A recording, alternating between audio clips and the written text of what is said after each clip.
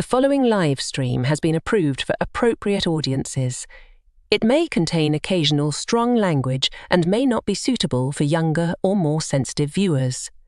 Viewer inebriation is advised, though not mandatory.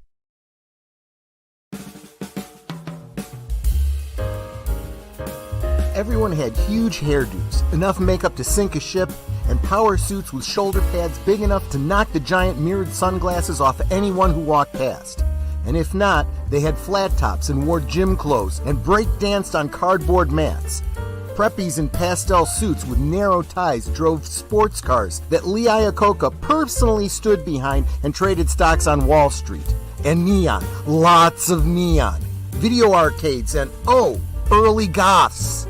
Yeah, there's way more to the 80s than you think if you didn't grow up in them. And probably not all that different from today, believe it or not. We're going to talk about some things peculiar to the 80s and dispel a few myths as we take you back to our formative years. So top off your glasses, tell me what you're sipping on in the chat, and we'll get this Canarble Wagon rolling back to the Bodacious bitchin' 80s right now. Last call is streamed before a live audience.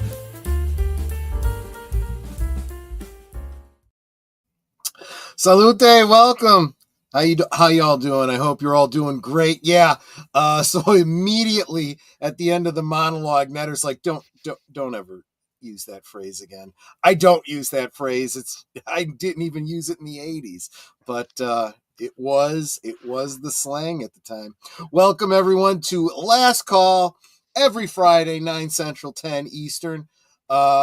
Just looking to decompress and let off some steam after a brutal week. I am drinking a single malt whiskey that is only cold because I keep my rocks glass and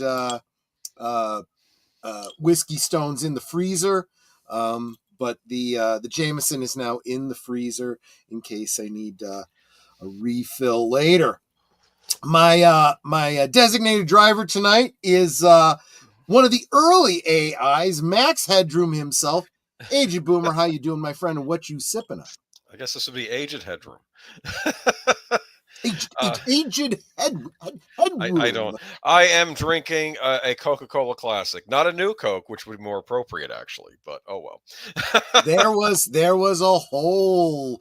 I don't know if that was marketing genius or blunder, but it was a thing. That'll be another stream. The 1980s greatest mistakes. But yeah, there's still debate though whether that was a planned marketing thing where they were planning to bring back the original recipe or what that was. I don't know. Remember when Stranger Things season 3 premiered and Coke made a new batch of new Coke to release?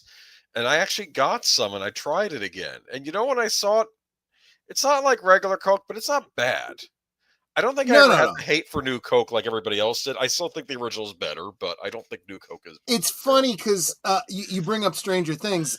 Another big thing about Stranger Things was the whole Dungeons and Dragons. And it was in the 80s.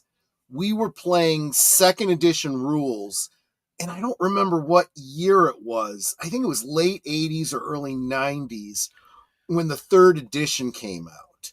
And none of the people in our group really liked them at first. We referred to them as the Sun Times rules. Unless you're from the Chicagoland area, it's the difference between the Sun Times and the Tribune. It's kind of MSNBC versus Fox News, I suppose, would be the best analogy I can think of. And we called them the Sun Times rules for the longest time. But one of the things we often said was, it's like new Coke. Yeah, I don't know. But and of course the more attractive of our trio here tonight, Netter of Netter's Network. How you doing, my dear? And what are you sipping on, as if I didn't already know? I'm doing okay. You're actually roboting a little bit on my end. Just he sound like that Boomer? too, Boomer? Doesn't sound like that to me. That might just be your earphones then. Let us know in the chat if I'll let you I'm know if I doing. hear anything else. Okay. I purposely did a very bad impression of Max Headroom. That doesn't count. If the regular speech is coming through Roboti, let me know. I'm drinking Clue and Cream, and for my backup, I've got a Meyer brand sparkling water, berry flavored as the chaser. Netter is two-fisting it tonight. Oh, that doesn't sound right at all. Never mind. And by the way, yeah. What? You usually follow that up. By the way, and that's a segue to another segment. Okay, I wanted to mention that it'd be interesting if the Max Headroom could have a comeback, considering how AI is such a hot topic right now. Think about it. Didn't I see somewhere that they could get the original actor back for it because he would just be. Matt Fuhrer is still. Yeah, but in fact, I thought he recently did something like a commercial. Maybe he did. Maybe he did a commercial, but I don't know. This past year, I think. Anyway, let's say hi to the chat, starting with Matt Anui, who just got himself a new computer, a laptop. No, it's a desktop as opposed to a laptop. Welcome, my friend. It's good to see you. And of course, Curtis Selby, the tired midnight blogger. Welcome, my friend. Of course, there's where is she? The Bird Woman of YouTube, channel member Connie Cleary, and Blue Wrench, and just all around great encourager of the channel. Thank you so much. Big Al of Big Al Presents. He says, have a great stream, my friends. I see over on the Twitter tweets, Critical Drinking. Okay, so Critical Thinking and Drinking stopped in to say hi, Troy. Catch you another time, bud. Okay. No, that's fair. I don't think Twitter holds on to this. Maybe it does. Do you guys know? Does Twitter hold on to it in giving you the ability to watch later? Otherwise, it's here on YouTube. It's over on Boomer's stream. It's over on Netter's stream. You can always catch the replay. And of course, I'll be dropping clips. Well, eventually, I got a lot of clips to do from previous streams, but we'll get there. Big Al says, have a great stream, my friend. Hope everyone has a great weekend. You too as well. Looking forward to hanging out with you tomorrow night on Netter's channel for Ever After. That's going to be a fun watch party. And of course, deleted scenes. Salute. Yeah, you and I almost said Agent Boomer, and Big Al Presents. We're doing the films with friends this evening. I hope that went well for you guys. Let's see. I know. Oh, see. I can see the chats that you drop on X now in StreamYard. Oh wow, that's impressive. Yep, I actually have the chat up for X, but I can bring them up here in StreamYard now too. And something else I can bring up is the lovely Evelyn Hampton. Good evening. Haven't seen you in a while. I hope you are feeling well, Evelyn. It is so good to see you. As it is also good to see Mark Daly. 80s was my time, one of the greatest times in history. I couldn't agree more, my friend. It was definitely one of the last unique decades. I feel like we've sort of been stuck since the 90s in a lot of ways. Well, we're also going to talk about how the current era seems to be kind of rhyming and reverberating with the 80s. We'll get into that a bit. Also, hello, sweeties, says Troy the Space Fraggle. Welcome, my friend. It's good to see you. Greetings from the Panhandle, a.k.a. South Georgia. So he's a statesman of yours, Age Boomer. He's a Florida man, too, but more north of where you're at. Because he's in Georgia? He's more on the mainland, and you're more mainland. Okay, I got you. Yeah. Southwest. Yeah. I'm southwest. Yeah, and you're more in the the Wang. Why? Why? Because I've been drinking. What can Part I that say? keeps getting I'll your use that as my proteins. excuse. Diet Dr. Pepper for Space Fraggle. I actually had one of those earlier today before the stream. Guys all saying hi to each other. That's always good to see. Mananui says it sounds fine on his end. Okay, so maybe it's just my earpiece. And critical, yeah. See, because I saw your chat over in the X, if you're still here, I saw it all at once earlier on.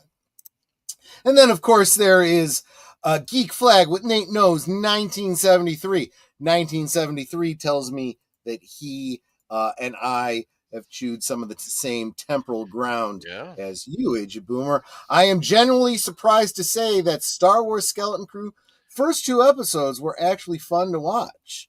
Yeah, I've been hearing that from a lot of people. Critical Drinker, not Culture Casino himself, but people in his chat who are recommending it to him. WDW Pro. So yeah, well, honestly, let's be honest. I haven't even gotten around to watching the first season of Andor yet, so it's not really, I'll wait and I'll do the same thing I did with Cobra Kai. I'll wait until we got a couple seasons under our belt, and if it's still worth it, then I'll check it out. So it's interesting, though. I think you're a teenager of the 80s, and I'm a child of the 80s. So it'll be interesting. Our perspectives might be interesting. That's a good point. I am a little older than the boomer, so yeah. I mean, I think I had just turned 3 when 1980 turned around. I was 3 years old in 1980. So if you think about it, I wasn't. Let's see. I was born in 71, so I was really 9 years old in so you were a bit older than me. But I did, have my preteen and teen years. I was class of 89. I see. So yeah, your formative teenage years are going to be in the 80s, the preteen years and high school years were all absolutely in my the preteen 80s. are late 80s, and then 90s are the teen years for me. Early 90s. Real quick, I wanna not let Tim Hayes feel slighted. Hail and welcome, Tim Hayes. Oh wow! I was wondering why I was getting so many chimes from MeWe. It's because you've got 4 different sets of slides here. Okay, then this is gonna be interesting. This is gonna be a lot of fun. So we're talking the 80s. Just a little peek behind the curtain for y'all. Let's face it. I'm a slouch. I don't do anything for these shows. It's really all the Aged Boomer show. So I don't want to. I'm going to draw a comparison between Andre and Tom from Midnight's Edge. And he tells Tom what to do, and he goes, "Just get it all done." Kind of the same thing here. I tell Aged Boomer, yeah. Actually, I don't even come up with the topic. You come up with the topic. And I'm like, yeah, okay, let's do that. And then you put together this slideshow, and I'm surprised as we go through it. And I just make up shit as we go along. Oh, did I even get to? I hit the 15-minute mark. Okay, so I should be good. Right? Right under 15, sorry. But the 80s were a time, and I figured we did a kind of a rose-colored glasses stream a month or 2 ago, and it was like things remember from our youth that were not as good as remember. But I decided maybe it's time we did the reverse and things that we remember from our youth that were really great. And interestingly, as I was putting the thumbnail together for tonight's stream, I realized that there was a lot of things from the 80s that we covered in our canon stream. That which is why I didn't bring them up too much here. Right. There's a mention of a soundtrack to one movie because you have we'll get to that a little later. That we did mention on the canon stream, but I'm trying not to go over ground we've covered before, but we may go over a little bit of it because, of course, it overlaps sometimes. Netter is the miracle worker. She figured out how to get my television remote working so that the big screen still works, which is a good thing. Give me a second here. And that's after drinking some Kahlua and cream. Well, I find that a little bit of alcohol could be a mood enhancer. Too much can be a little bit of an impediment. I'm mostly done. I would not fault you for getting a second one. It has been a week for you. I know it has been. So, but look at that. Why did my chat completely Oh, I see, because that is the chat from X, which I touched nothing but turned on the no, TV. No. What happens is when you turn off the TV, everything that was on the TV drops down to my monitor. And I don't even remember how I set it that way. Not a big deal. I will just rearranging the background. Let's see. Nate says, Troy, 1973 is a very important year for me. Not because it was when I was born. He was born in 71. He and I were born in the same year. Oh. The most important person in my life was born in 73. My one true love, my wife. I'm going to mispronounce this. Eerily? That's fair. So as Steve Martin said in Plane, Trains, and Automobiles, to the wives, remember? This the cheer to the wives, yes. You know, if there's one thing, if there's just one thing that we can say, wives that love us. Great. Are you doing a Planes, Trains, Automobiles thing? No, because he brought it up. Don't blame me. It's not in the slideshow. Sorry. We couldn't cover everything. That was 80s, wasn't it? It was. It's a very 80s movie, but it's but we kind of covered that for Thanksgiving, so there's no reason there's so much 80s that we can't possibly cover it all in one stream. Probably not. Oh my gosh, we could do a whole stream dedicated to what's his name? That did The Breakfast Club and all those movies. Will you knock it off? Maybe that's one of my topics. I'm sure it is. John Hughes teen comedies. Hughes. That will be coming as one of my things. See, guys, blockbusters. I don't know. I don't know what he's got coming up on his slides. So if I say something and it's a spoiler, not my fault. I don't know. Slime almost made it into the slides because they put slime in everything, but I decided compared to everything else, this is kind of a dud. But you know what? What you might not remember, it was also big in the 70s too. Slime became big in the 80s on television for dumping on people. Like you can't do that on television. Right. But slime in the toys. Right. That was one of the obstacles, right? Right. But slime in toys, like that really was big in the 70s. And it was kind of petering out in toys in the 80s. There was some of that like in the He-Man line. And they had the He-Man, like they pour the slime over He-Man. Ghostbusters came with slime. Right. There were some toys. Ghostbusters, obviously, because ectoplasm, they called it, but it was slime. Yeah. I miss the 80s. Single mom, full-time employee, in college at night, and caregiver for parents in failing health. Got 4 hours sleep per night. Yeah. Yikes, Evelyn is, took 2 70s and went right into the 90s. That's kind of how that was. Well, that's why we're here, to help you reminisce, and now you can enjoy. Oh man, there's a lot of us that were born in 71. There's Curtis was born in 71 also. Wow. There you go. Yeah. So a lot of Curtis Selby also. Look at that. Yeah. Netter, I'm broken. The bottle's right behind your head. No. The bottle's in the well, actually, maybe I should wait until it gets cold. I wanted it cold. Where is it? The Jameson. It's in the front right corner of the Gimme. chest freezer. Thank you. Right. I am a pain in the ass, I know. Connie Cleary was born in 1970, so you remember the 80s, Connie. Yeah, there you go. So this is gonna be fun. Let's go ahead and get it. I gotta bring it up. Well, you know what? You could bring it up too. I can if you want. You've got the power. You have the power too. Feel free to take control if you need to. And I have said remember if that was 80s or 90s. I don't remember now. It's weird because you know that song "Pump Up the Jam." Pump up the jam, pump it up. Yeah, It shows up. It has showed up on 80s albums, but it showed up on Sip It Real Good. But I think there was a PlayStation. There was a PlayStation karaoke game series called, I think it was called Sing It, and Pump Up the Jam showed up on the 90s game. the 90s version. I'm like, I thought that was 80s because it was on my 80s music list. So I don't know which decade it belongs to. Maybe it's an 89, so it kind of filtered over into the following year. I don't know. Yeah. You know why cocaine was well, the obvious reason that cocaine was so popular in the 80s was Why? it was cocaine, but the side effect was it was a appetite suppressant. So a lot of the models and the actresses in Hollywood would do inordinate amounts of coke because they wanted to lose weight. So there was all those accusations of anorexia. She's anorexic. She's anorexic. She wasn't anorexic. She was just doing coke. She wanted to eat, but when she was on coke, she wasn't hungry. Read Mark's comment.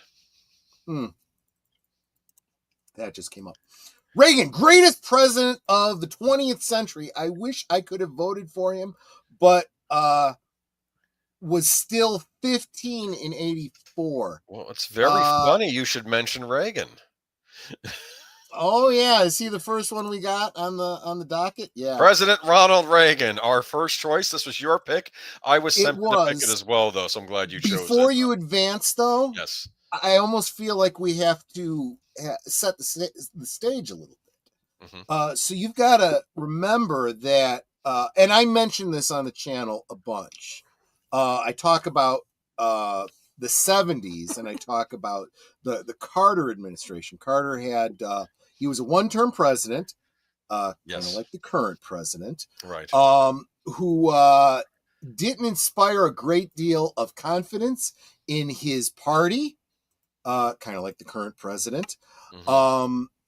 Whereas the current president was just shuffled aside, and they had a primary. Yeah. He wasn't even a part of that primary. Carter was primaried, and he did win his primary, but still it was pretty clear that his party wasn't real satisfied with him. And who, do you remember? Oh, you might be too young to remember. Do you remember who it was that was running in a primary against Carter? You mean Gerald Ford? Well, there was another one, though, that's very important. I don't remember who was running against Carter, no. Kennedy. Ted Kennedy. Oh, really? So another element that kind of rhymes here is a Kennedy kind of being a bit of an upset. In fact, one might make the argument, without knowing for certain, this, of course, is speculation, but maybe the reason that they kind of pushed Robert Kennedy out of the Democratic Party this time around was because they didn't want a repeat of Ted Kennedy from the 70s. Just saying.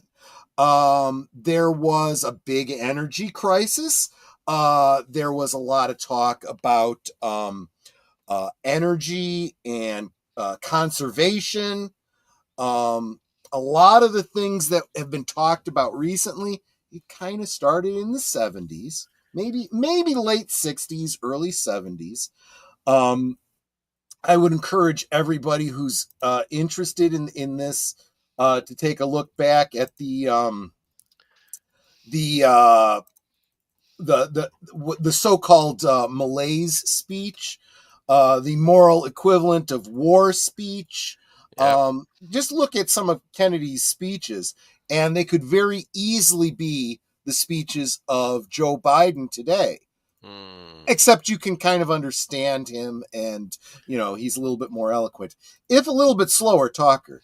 He kind of talked like this when he talked, and his speeches were just a little bit like unintentional ASMR. That's kind of the way that Jimmy Carter talked. But the last year of his tenure had some major crises. The Iranian hostages. Wait a minute. What are we talking? Middle Eastern hostage crisis? Okay, I remember that. It sounds like something that's happening again. Ted Kennedy running against him. And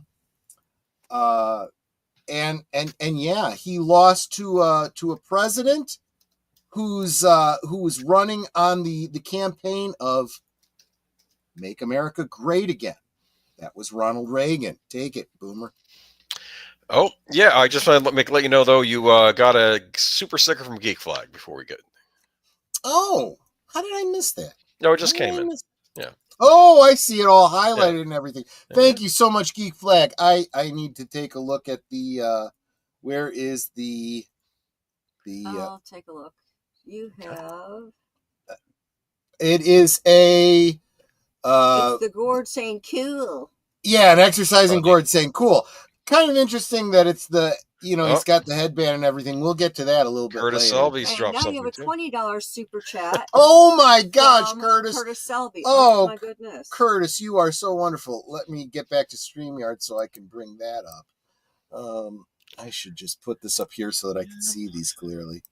Loved Ronald. He wasn't perfect, but I think the best president of my lifetime. So we're going to get into Reagan. I don't want to step on your toes here, but you could draw a lot of comparisons between Ronald Reagan and the president-elect. Former Democrats who felt alienated by the Democratic Party, so became Republicans.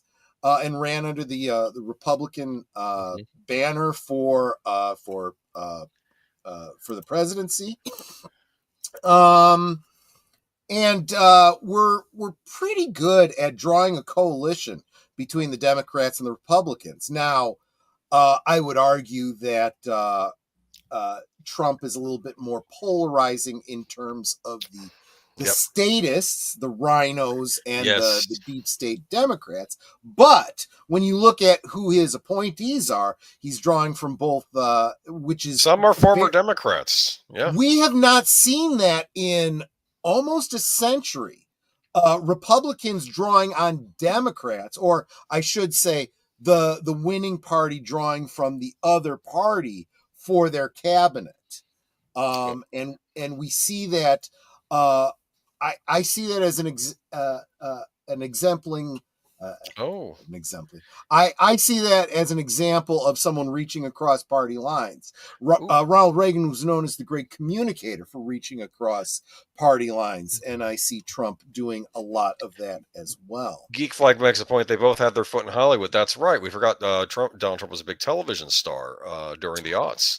Yeah, and even before that, appearing as himself in was it Home Alone or Home Alone 2? Yeah, he would just pop up on things. Yeah, he was on. He was on Oprah Winfrey shows all the time. Yeah, remember all the people that are vilifying him now love the hell out of him. It's in very the 80s and 90s. It's very strange.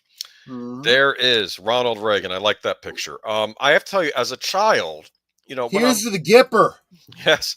When my, because my skull wasn't hardened yet. And so I'm thinking, what's a president? That's the president. So this was in my head what a president is or should look like. Yeah. Think about it. And could I do any better if you think about it?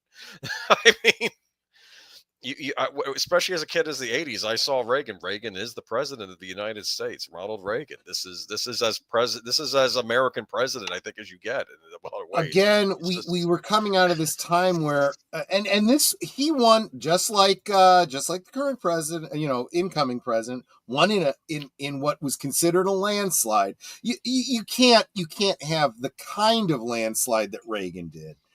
Just because of the way the two-party system works today and the way the campaigns work these days. But there's a lot of actors, though, that have gone into politics. Arnold Schwarzenegger, was it governor of California? Fred Brandy, who used to be on the Love Boat as the purser, he became a governor of someplace. Yeah, even Shortcake. No, not Shortcake. What's her name? Bruce Boxleitner's wife. Little House on the Prairie. Melissa Gilbert even ran for office, even though she didn't win. Interesting. Yeah, so I guess they figured they're still acting. That's an excellent point. My grandmother, when Reagan was running, she said, "Man, he used to be an actor. Who could be a better politician than an actor? And a lot of people, a lot of political pundits have pointed out that he was pretty big on not using an auto cue.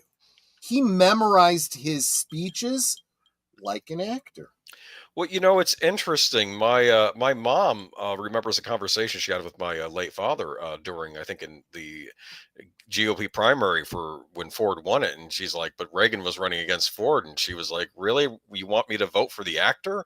You know, he was an actor. But there's a great line in Back to the Future when Marty goes back to the 50s and he says, "And who's the president in 1980, whatever he was from?" 85. And he's like, 85. He goes, "Ronald Reagan." The actor? And who's the vice president? Jerry Lewis? And I suppose the first lady is, who was his first wife? Wyatt. Jane Wyatt. Yeah. And Jane Wyatt was which is of course a joke because by then he was divorced and he had married Nancy. Yeah. Yes. Who was also an actor, a Hollywood actress, I believe, right? Yes. She was. There's an early picture of him. He was known as the cowboy. People, remember that? Yeah. I mean, that's him in an early Hollywood role. Rockney story. And that's one that I'm going to have to do a watch party on. Oh, that was, Grandma told me about that movie. She's like, "Oh, I wish you could see that movie." And then it came out on VHS and I was able to see the Newt Rockney story and I cried. I did. I absolutely did. I'm sorry, I have to bring this up. Jane Wyman of Falcon Crest. It all comes that's back right. She was on Falcon It all comes back to Falcon Crest. I used to listen to a 80s, podcast where they would do commentaries for horror movies, and they'd say, "And this actor was on Falcon." Like every actor's on Falcon Crest at some point. But there's a young Ronald Reagan back in his Hollywood days. He was a good-looking guy. Yeah, he became vice president of the Screen Actors Guild, and he was kind of fighting against some. It seemed like some bad union people that wanted to make one union to control them all, and he was kind of fighting against that. But of course he gets in and he has this little what is this graph here, and it's about, I'm going to lower your taxes. Isn't that right? Isn't this what this was all about? This was which is interesting because this was a Kennedy era concept. Kennedy, and I'm going to paraphrase because I can't remember the quote exactly. He says it's kind of paradoxical, but lowering taxes can actually increase tax revenue, because what happens when you have more money in your pocket? You can spend more, and that money, so everybody jumps on Reagan about this whole trickle down economics. It didn't start with Reagan. No, Kennedy was talking about it. This was a Democrat concept, and it was actually a valid argument about economics, if you understand economics. If you're just a lying friggin' politician, you ignore facts and make up your own myths to win elections. I remember that science fiction book series I read, The Lensman Chronicles, that apparently the people were taxed very minimally in the far future, but the government still had plenty of money because they knew how to, manage the money correctly. So it was This was one of the things Mark Daly brings up. And Mark, if I'm mispronouncing your last name, please correct me. Yeah, he was fighting against the commie takeover, the Screen Actors Guild, which was a battle we know he lost because look at what's happening now. Right? I think he stopped it from being under Soviet control. He postponed. To be honest here. It was Soviet control point. He was trying to fight against. That was he didn't realize it at the time too. But I'll tell you about the movie in a little bit. Yeah. Well, we'll get to that. But the fact is, he kind of won the Cold War, right? Yeah. So if you were concerned about what the Soviets were doing, he kind of helped push the Soviet Union over the bankruptcy threshold. I need to express to some of the younger people in the chat, if they don't realize that, when I was a kid, is this the tear down the wall speech? This is. I was worried as a child that the bombs were going to go off at some point. That someone over there in Soviet Union because you're a kid, and even if you can trust the people in your elected country, you can't necessarily trust people, especially in an adversarial nation like the Soviet Union. You were worried the one person presses the bomb, we're all done. Then we start pressing the bomb, and then it's finished. Yeah, that very much was the fear, but Reagan addressed that in one of his speeches, and I think he did it very eloquently. He said, the Russians love their children too. That's good. And that was a great point. And what he was alluding to was this concept of mutually assured destruction, MAD, right? We've got enough bombs and they've got enough bombs to destroy the world many times over. It's a deterrent. Because once you press that, and actually there's a whole movie from the 80s exactly about that called War Games. War Games. Where that was with the machine. An early AI realizes there is no winning a nuclear war, just like there's no winning at tic-tac-toe. And you kind of got to see that Matthew Broderick and Ali Sheedy, as I recall. Oh, great movie. I haven't seen that in years. Yeah. I knew this was going to be a wonderful little memory lane. I thought it was Elizabeth Shue. No, it was Ali Sheedy. No. It was Ali Sheedy. Okay. Yeah. It was this was pre-Breakfast Club. We'll get to Breakfast Club. But talk about the tear down the wall. Yeah. And that was an important speech. He said, "Mr. Gorbachev, tear down this wall." That was kind of the line heard around the world. And what happens? Look what's happening. Yeah. This was Germany. This is one of those ones that really worked in his favor. It was a confluence of errors that changed history. So after World War II, I gotta go into history mode here. There was literally a wall built that divided East Germany from West Germany. I'm realizing that the younger generation has no idea about this. This was all something, from my grandparents' era, my parents' era, and it ended with our era. Our kids and our grandkids wouldn't know anything about this. So there was, because we were the Allies, included the Western countries and Russia against the bad mustache guy.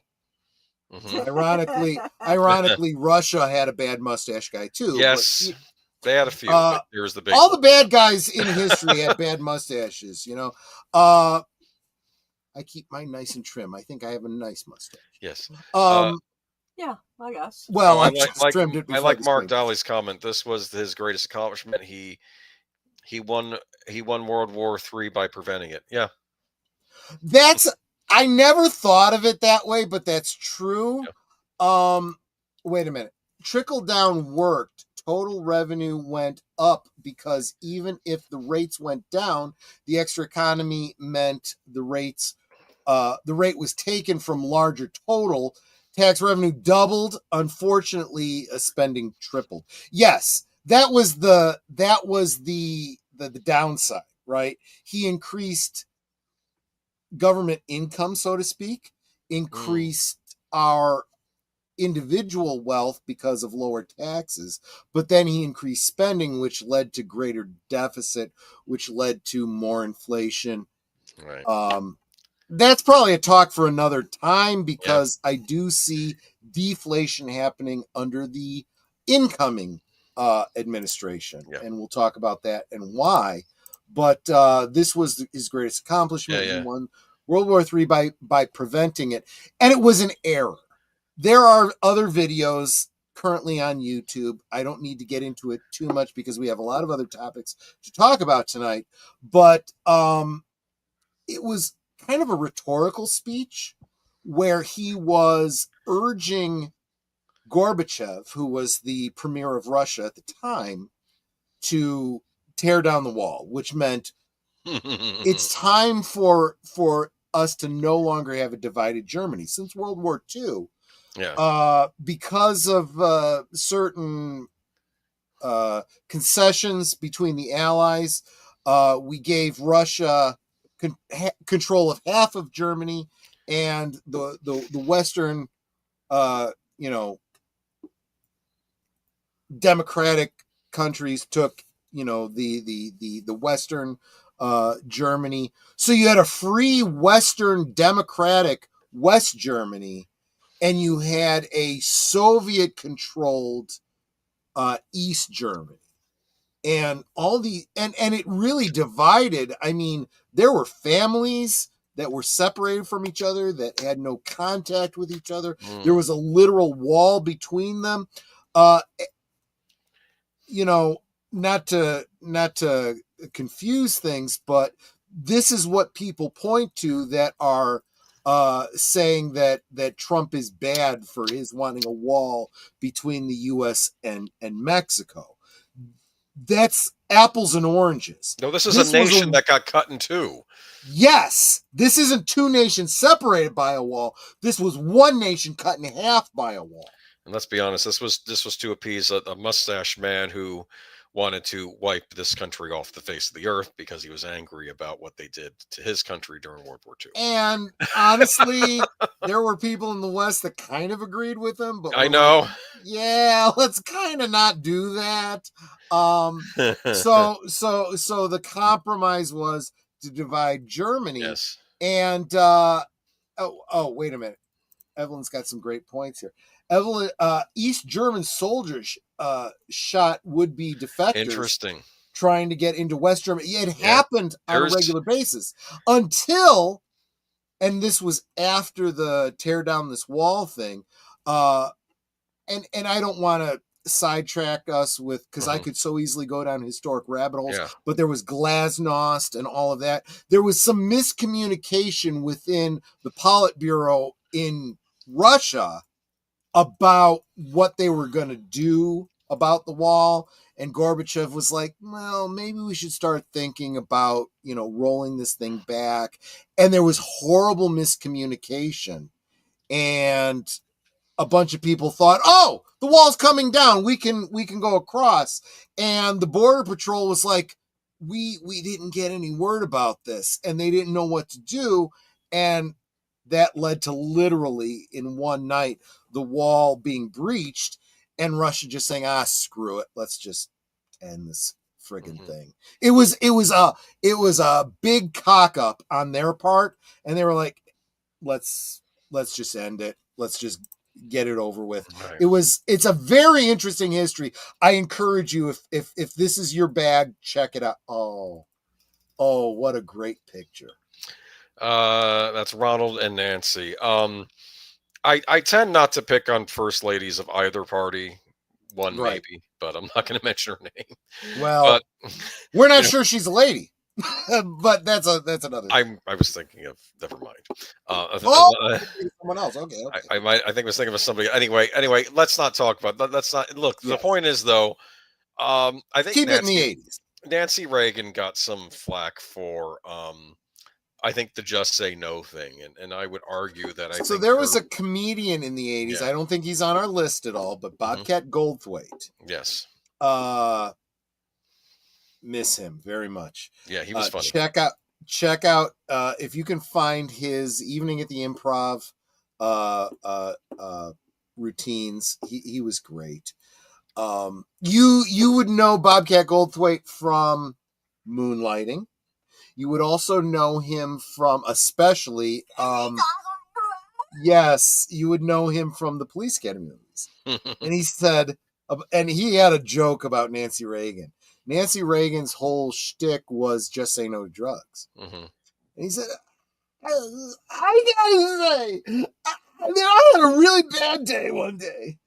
And I had on my table, I had a gun. And I had a whole bunch of blow. And I said, I'm going to use one of these. And then the commercial came on from Nancy Reagan. She said, just say no to drugs. And that was the joke. Sorry. Yeah, because every first lady has to have her... Yes. But, I mean... Wait. What am I getting in trouble for? What did Troy behave? What did I say? I don't know. Maybe it was for the What am I in the trouble for? Oh, Okay. you probably did something. I probably did. Okay. I've been drinking. What can we say? Anyway, just Wait, let's say hi to Daniel Barry Sports Hard. What's welcome. up? What's up? Look, Well, that was a I know 90s people thing, may have wasn't it? thought What's this up? message was corny, but as one of these children It that she was. was speaking to and that these campaigns rolled out, and I think that a lot of this campaign, it was geared toward kids. It was to educate Yes, it kids on the dangers of drugs and not taking drugs. True, and, true. and as a kid, I said, okay, I'm not going to try that crack cocaine or that, I mean, it put a lot of fear. I think she stopped a lot of kids from going down that path. I do have to say that her campaign in isolation probably didn't do a lot, but what it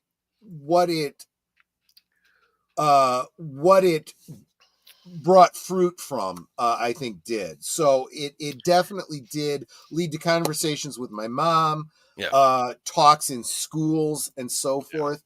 That really did have an impact. I mean, my mom actually picked up on the whole just say no. I mean, we would have experts come in, like police officers, explaining, "Oh, this is what I had to deal with this person." And as a kid, you get educated, and of course, you're welcome to any break that doesn't include having to do work. So you're going to pay attention. No. Yeah, no. I'll get to that in just a It's second because I had a science fair project. I'll talk about that in a second. But my mother, after one of these, public service announcement commercials about just say no to drugs, she's like, this whole concept of peer pressure. And she didn't even talk about drugs. She talked about peer pressure in general. She's like, there's two kinds of people in this world. There's leaders and there's followers. Which one do you want to be? Yep. And she said, if someone comes to you and says, hey, do this because it's cool, are you going to be a follower or are you going to be a leader? You can be a leader and you can say, screw you. Because while you're getting burned out on drugs and flunking out of school and doing all your crap, I'm going to be successful and you're going to work for me someday. Honestly, that's probably what more than anything else kept me on the straight and narrow. But I'll say this: I would, even Hollywood, I would argue, was on board with this. They were like, okay, it shows up in movies, the dangers of this, especially of the very nasty narcotics we had back in the '80s, and of course the pushing. But real quick, let me address what Nate's saying. He says, I said no to drugs. Hell, I said no to cigarettes. 53 years old, never smoked a cigarette. I don't plan to. So here's my history with tobacco. I don't have it right here handy, but I've been a pipe smoker since high school. No. I take that back. Since my freshman year in college. And the reason being was it's probably over there somewhere. Don't worry, it's not necessary. Cigars and pipes, you smoke very differently than you smoke cigarettes. And he won't ever smoke a cigar around me because I hate the way they smell. They stink. Yeah. But pipe tobacco, if you're depending on what kind of pipe tobacco you smoke, can be very, very aromatic. And you smoke it very differently. You don't inhale it. At the risk of sounding like 1990s Clinton, I did not inhale. Right. No. But you don't inhale. You take the flavor into your mouth and you actually do end up absorbing that nicotine, but not nearly the way and you let it out. Exactly. And it doesn't damage the lungs the way cigarettes do, but it can cause tongue and esophageal cancer. But again, everything in moderation. So in college, because carrying around there's all kinds of ritual that goes into smoking a pipe, and it's very difficult to do on the go. So I said, you know what? I like smoking, so maybe I pick up some cigarettes, but I smoke them like a cigar or a pipe. But the problem was I didn't smoke very often. So I bought one pack of cigarettes and I kept them under the seat in my car, and I'd take one out every week or so. And I'd have one and I was done. by the time I got halfway through that pack, they'd become dry and Ew. brittle and bitter. And I'm like, oh, and I ended up throwing away this pack of cigarettes. And I'm like, they're too friggin' expensive. I'm not ever going to buy cigarettes again. So I never really, It's never like really me with got the it. Popeyes rice and beans. You take a couple spoonfuls and realize it's not worth it. I'm sorry. 55, never done either. Watching grandma die of lung cancer when I was 17. Yeah, my grandfather, lung cancer when I was 16. Yeah, members of my family too. It's that's why I don't touch some. I did have a cigar once though at a cigar lounge. It was actually rather pleasant. So yeah. By the way, welcome Lester San Jose. He is a VIP member of the channel. Love you, man. Great channel. Make sure you check him out if you get a chance. Back in 92, I used to joke that I'd send Bill a box of cigars because you don't have to inhale to enjoy the cigar. Monica's scandal broke and the joke took on a whole new life. That's brilliant.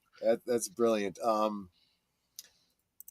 That could be a whole other talk someday. Yeah. Monica. But Whole anyway, generation learned things that we wouldn't want our kids to know about. I wanted to bring this up. I just watched this movie this week.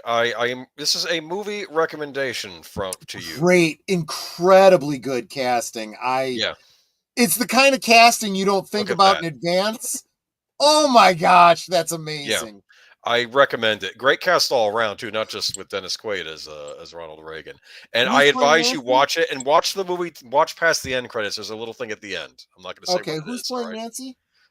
Penelope Ann Miller. Remember her? Penelope Ann Miller. She I looks do, great. yes. I She mean, does. it's no had a great cast too. I thought. Welcome, John Voight's in Samuel it. Proctor. It's funny because you see it from the Russians' point of view, and there's one point where I guess the Russian premiers or whatever, they keep dying, like one after the other, because I guess they had a rash where they would put another one in and he die, and he's like, "How can I negotiate with them and they keep dying on me?" That's what Reagan says. There you at go. some point. Hey, President Reagan. welcome, Tim. Good to see you. He said, I smoked a Cuban cigar before you could get them here in the States. Oh, interesting. I'm curious. I've never had a Cuban cigar. Are they significantly better than the Dominican ones? Because I've had plenty of Dominican cigars. Interesting. And I've heard they're comparable. I've heard some people argue that Dominicans are as good as Cubans. And the Cubans are just a status symbol because of the embargo. Again, a Carter era thing. Just saying. But, Anyway. Yeah, I'm gonna have to see this movie. This is definitely on my. I recommend it. You'll like it. You and Netter, I think we'll both appreciate it very much. All right. Mm-hmm. All right, but that's Ronald Reagan. We could spend a lot more time talking about him, but I'm sorry. When you mention, of course, when you talk about the 80s, you have to talk about him. He was a big cultural landstone.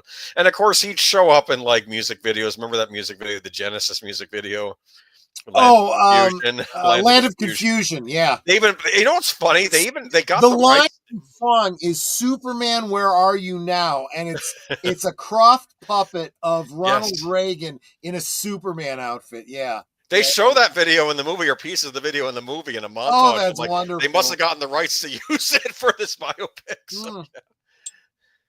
My mom's father was a mayor of a town in California when Reagan was governor of California, and he got Christmas card from Reagan, and it was really signed by him too. I also got a card from Ronald Reagan. Holy cow.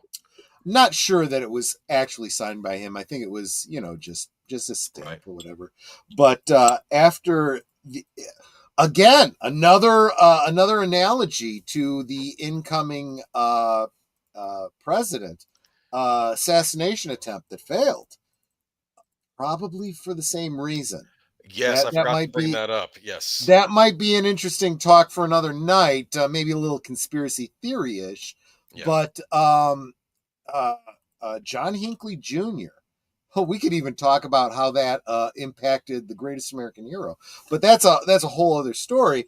A crazy guy took a shot at Reagan, and he did almost die. He had to go into surgery and have one of his lungs was collapsed, and for a brief time, I actually would argue that what.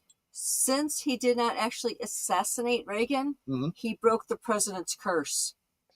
Tell him about the president's curse. The president's curse is that any president that was elected in a year that I believe ended with zeros, ended with zero. He was elected in 80, yeah. Was assassinated.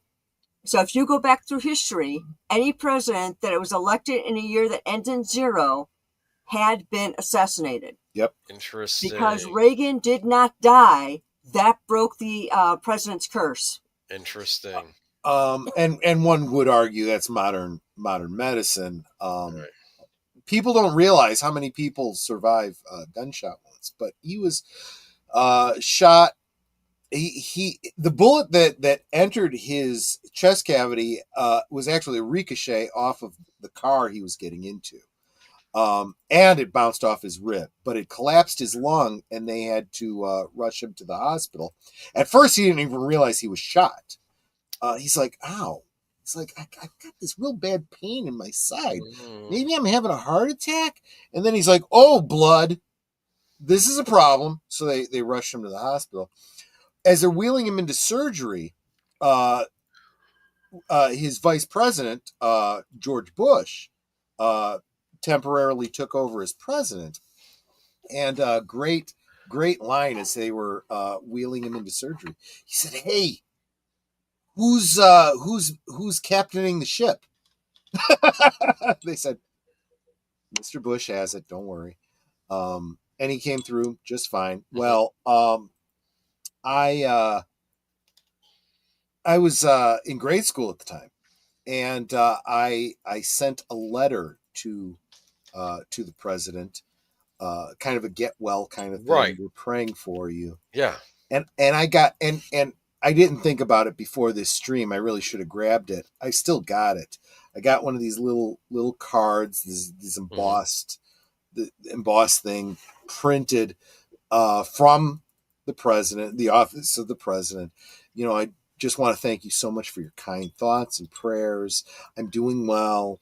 You know, you're a good American. I don't remember all what it said. Right. Signed President Reagan. I'm pretty sure it was a stamp of his signature. Sure. But I thought as a kid, I thought this was the greatest thing. Yeah. I mean, I was super encouraged by that. That was cool. Reagan reminds me of my grandpa. Something about their way of speaking and sense of humor. Now, Ronald Reagan at the time was, and correct me if I'm wrong, my understanding was he was the oldest man ever elected president at the time. And that was a big part of the campaign against him. You know, he's too old. He turned it around, though. He really did. Because let's face it, he was super sharp. He was really good. Not all politicians are good off the cuff. He really was. He was great in debates. He was great with questions from the media and the audience. And he had an incredible wit. So it was very hard to paint him as a doddering old fool, you know? And it really wasn't until after 2 terms as a president that we found out that he was suffering from a dementia. Yeah, and that comes up in the film at the end too. Oh, interesting. I really am going to have to see this movie. It covers us all. I think it's as good a movie as we could hope, especially since it probably had been made sort of out of the Hollywood system, if you think about it, because they got a good cast though. They got a lot of known actors in it. I remember reading an article that said if Lincoln had today's medicine, he would have lived, and if Reagan had Civil War medicine, he wouldn't have. Interesting. That's the second part of that I'm absolutely certain of. The first part, I don't know enough about Lincoln's injury. I know he was shot in the head, so I find it hard to believe even modern medicine could have saved him, but You I might don't be know right. though. I I don't mean, know. no, people I can don't know. survive headshots. It's been known to happen. The day Reagan was shot, made for TV movie with Richard Crenna. Oh, that'd be interesting. I could see him as Reagan. Oh my gosh, Evelyn, I haven't even heard of that one. Oh, that sounds great. You know what else came out in the 80s? Me, well, before you're in January. There you go, man. There you go. Oh, my birthday's in January too. There you go. All right. What day in January? And tabletop junkie games. Looking initial plans made with him trying to work out a collab between himself and us. Maybe sometime in the new year. Looking forward to that. Welcome, tabletop junkie games. All right. Okay, Matanui, thank you so much for hanging out with us. Remember, you can always catch up on the rewatch. Because we're going to get into some fun stuff now. Not that Reagan couldn't be fun, but... Yeah, Reagan, I really enjoyed the setting the stage for the 80s, but yeah, you have let's go. Let's do it. More stuff. Epcot, experimental prototype city of tomorrow. Were you ever to Epcot? Tell me this doesn't have direct bearing on Disney today. It's kind of sad because I'm hearing all sorts of stories about how Spaceship Earth is no longer working. Disney was, people act like, oh, Disney was in big trouble in the 80s, but I argue Disney was actually starting to recover in some ways. Go ahead. It was, but real quick, if you're interested in what's going wrong with Epcot right now, check out WDW Pro. Yes. Check out that Park Place, Culture Casino. Definitely, they've been talking about some just insane crap literally going on at Disney these days. The current management there is upats. Those of you that are Italian Americans know what I'm talking about. I remember we went to I forget how old I was. Well, I was really little when we first went to Disney World, but I don't remember how old I was when we first went to Epcot. Was I 4? Was I 8? I don't remember, but I remember it being and we went to Disney a couple more times, and Epcot always fascinated me because it felt like stepping into the future. That's what this park was all about. Here we go. I gotta say, I personally have never seen Epcot. When I went to Disney, my grandmother. Well, yeah, no, exactly. My grandmother took me in the early 70s. Right. This was before Epcot. Yeah, that didn't come out till early 80s Epcot, I think, yeah. And then when I went back to Disney in the 90s, I was on a very tight schedule with I was there for a work thing. Actually, Netter got to see more of Disney than I did because she went with me. I wasn't impressed. Yeah, she wasn't impressed. But she got to go to the different parks and whatnot. I had almost no time because I was in seminars and whatnot the whole week. No, it was pretty much just the one park because you could take the tram to the other parks, but if you didn't have a ticket for that park, you couldn't get off the train. Oh, interesting. Walt is spinning in his grave like a lathe at what's happened to this company. Yeah, we'll talk more about that on Geeky Geezers on Sunday. I believe the genesis of this was a passion project for Walt, but unfortunately, the 70s, which century? Screw you, dude. Okay. Anyway, the purpose of this, if you know, I've never been to Disneyland. I've only ever been to Disney. I've been to Disney World twice. I've never been to Disneyland. The purpose of Epcot was, I believe that Walt Disney was a big fan of actually something from your neck of the woods back in the day, the Chicago World's Fair. He was a big fan of these World's Fairs, right? Yes, exactly. And he wanted a permanent World's Fair. And the idea behind this was the park would be split into 2 sections. One would be like all the futuristic stuff, and like each of these pavilions are sponsored by a corporation, okay? For instance, I believe Spaceship Earth was sponsored by AT&T because the subject of this ride was all about communication through human history and how it's advanced. A lot of people were very critical of this concept of the sponsorship and whatnot. No, but let's they're face wrong. let's face it, the companies were the ones doing the science that was being talked about. This is not a sponsored stream by any stretch of the imagination, but Clark and Sheffield, this is a local bourbon that I'm just taking a little bit of because man, it's anyway. But this is Spaceship Earth. This is the big attraction when you walk into the park, and it really feels like you're stepping into the future. Yeah. Look at that at night. This is a picture from the 80s. Spaceship Earth at night under a full moon. That's beautiful.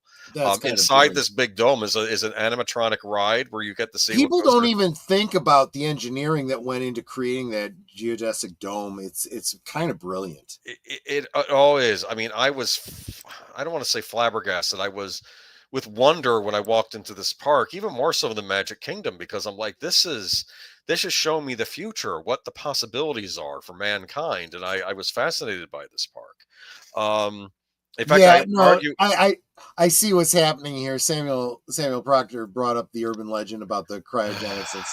That's not true. He was cremated. A lot of people are talking about that. Yeah.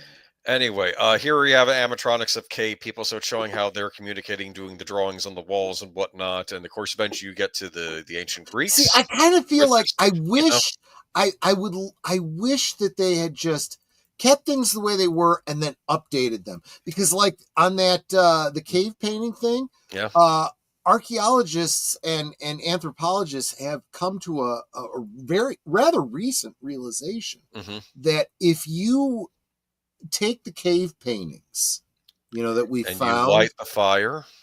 Yep, they animate. They seem to move. They animate. Early animation. Yes. How does that not fit with Disney? This was something that we didn't know back when Epcot started in the 80s. Our ancestors were not so. They were smarter than we give them credit for. Okay, yes. That's what I want to say, especially the Greeks. Let's be honest here. But it goes all the way up to modern times, and they would update that every so often. And you know what? Yeah. What you're saying, I'm sorry to interrupt you, but this is kind of important. All these people that are so down on history and rewriting history and not learning history, we are losing generational wisdom. There is never a reason for ignorance. There is never losing literacy. We're losing literacy. Understand history, understand even mythology. This modern neo-Marxism literally wants to destroy all of that, and it literally dumbs down generations. Don't let it happen. Learn history, love history. Some of the best stories are just telling history. This was from a ride called Horizons. This was about future living places. I think this is like an example of a desert house. How we could actually, start creating livable areas in places where humans couldn't live before. Like these. We were talking about obliquely. We were talking about this with who was your guest yesterday? Ursula and Fletcher Williams. Yeah, we were talking about living in the desert and reclaiming that land because we totally could. Yes. There you go. And they had different pavilions. This is the Living Seas. So this actually reminded me. It almost reminded me of that episode during the Peter Davidson era Doctor Who when they were on that underwater station. Remember that? Oh, yeah. But yeah, this was all aquatic themes. So they all had different themes. This was about aquatic themes. The universe of energy was about how we get about basically where we get our energy from, and talking about oil and perhaps maybe later solar and things. That I think Exxon funded that pavilion. And of course, I guess there was the thing, well, maybe our oil comes from old dinosaurs. I think so. You had a whole thing of excuse so we could go on a journey and look at old living animatronic dinosaurs as you went. Sure. But because dinosaurs are interesting. But the fact is that most oil is really plant material. It's algae, I know. But it was they need an excuse to do. People are going to want to come see Give the us the dinosaur. dinosaurs because that's what people wanted to see. Um, Yeah, no, a whole exhibit about plankton isn't going to be very interesting. I forgot there was I forgot my favorite ride in Epcot, which was Journey into Imagination, which was the Oh, I heard which about actually that. had Epcot's kind of mascot character, Figment, who was like this purple dragon guy. I've heard about Figment too. Yeah, Yeah. yeah. It was a great ride explaining about how great your imagination is and what your imagination can do. And it was great for kids and adults. And then you would go to this, when you're done with the ride, there'd be this play area where you could mess around and do weird things on these machines and stuff they had there. It was really neat. Right. I forget what else. Oh, there was another ride that I'm forgetting, but anyway, this was the Epcot. This was the technology side of things. And Captain EO. I forgot about Captain EO. I should have had an Michael image there about Jackson, Captain. real big in the 80s. Yeah. I don't. I screwed up here. I should have had Captain EO in here. I did want to mention though, whenever I would go to Epcot, first it would be it was some 3D. It was a 3D movie. It was showing you like advanced 3D. You go sit in a theater and you'd watch this very advanced 3D movie. And when we first went, and it was good 3D. It wasn't the 3D that we see today that looks like a picture box. It was like 3D. It was like coming right at you. You know. I think when we first went there, the thing that was there was shut down due to technical difficulties. We came back again, shut down. Captain EO coming soon. Go back to Epcot again. Oh, Captain EO shut down due to technical difficulty. I mean, what the heck? I finally saw Captain EO way later. It was funny too because I think Francis Ford Coppola directed the Captain EO. Yes. Yes. And it had almost a Star Wars vibe to it. Deal. Yes. Yeah, it was a big deal. But it was Michael Jackson using the power of dance to stop the forces of darkness in the galaxy. That's what it was. But on the other side of the park, though, you have the World Showcase, where different countries would sponsor. So different nations would sponsor a pavilion. This is Mexico. Mexico's pavilion is rather neat because you had an outside pavilion, but you go inside and suddenly you're in like a Mexican city at night, and I think that's what is that Machu Picchu. No, Tijuana, I think. Maybe that's what it is. I'm not certain. In the background, and there's actually a ride inside this pavilion with like animatronic Mexican children in the background. It was really cool, and there's a restaurant you go to, just really neat. I didn't know a thing about the living or the desert. Worst case scenarios, an electric grid went out, saying how they survived here. Oh man. Yeah. I have to say, last time I was on Spaceship Earth, you could really tell the ride was getting run down. You could barely, really had to either like the machinery was too loud. You couldn't hear the people. And I remembered it was better. I really feel that look, if you're going to do a park like this, you have to upkeep it. Yes. You know, I mean, I understand wanting to pull a profit, but not at the expense of maintaining your infrastructure. Just saying. Over in the Norway Pavilion, this came in the later 80s. This is Maelstrom. This was a ride in there. Look at that. You can see in the background all sorts of trolls and other things. And and you're like on like a boat because it's, of course, in Norway. So you're like on a Viking boat. Right. And it's almost like, I don't want to say it's like a flume, but like it's like a soft flume where they kick you back. Get out of here. And they get the trolls. It's like a three-headed troll. Yeah. Really, really cool. Not all the World Showcase pavilions had rides. It amazes me they didn't try doing like a Mary Poppins ride in the English pavilion. Oh, right. That would have made sense. But this, of course, unfortunately, Maelstrom is what later got replaced with a Frozen ride. Boo! Oh, gosh. It's supposed to be a celebration of Norway. It's some unidentified country in Frozen. Stop it. But it's only modern Disney that can be parodied the way I see. You know what? I think Frozen. The first thing I think of is the parody. Fuck it all, don't give a shit anymore. There was in the in fact I'll say this, even in the 90s or maybe in the 2000s they started doing things like putting Bill Nye the Science Guy and Ellen DeGeneres in that two real friggin' winners, let me tell you. The one where you go back in time to see the dinosaurs. It's like, hey, these used to be like serious rides that respected the intelligence of the visitors visiting the park. I mean, even the Captain EO thing you were talking about was respectful of what it was getting at. Michael Jackson gave it his all. I'll say that. It was He wrote good. music It was for good it, yes. entertainment and educational at the same time. Yeah. Bill Nye. I'm sorry if you still consider him a science guy. He's right up there with what's that guy's name? He's the so-called scientist that comes out about everything these days. I Neil deGrasse Tyson. Neil Yes. deGrasse dingbat. Yeah, he thinks he knows way more than he actually does. He thinks he's some kind of big expert, and he's just not. Anyway, just stop. No. Only because of the delay did Boomer get it before deleted scenes. Deleted scenes was right there for me. I wish we could have had a Studio Ghibli ride in the Japanese section, but oh well. That especially when Disney had a deal going with them and they would actually release their movies. That was good point. Neat. But did you look into that one anime that I sent you earlier today? That weird ass. I need to look at it. I'll check it out. Check it out. It's just watch that video that I sent you. It's just, oh my gosh, weird stuff. But here we go. I grew up with Bill Nye's show. His science was better than in his show 30 years ago. Yeah, well, probably was more accurate. Yeah, because he stayed in his own damn lane. Anyway, now we move on to you. You were wanting to talk about the economics, so I just called this the age of excess. That is absolutely. That was the name of one of these. I had like a compilation of 80s music albums, and one was called The Age of Excess. So I threw that out there at yours. Look, money.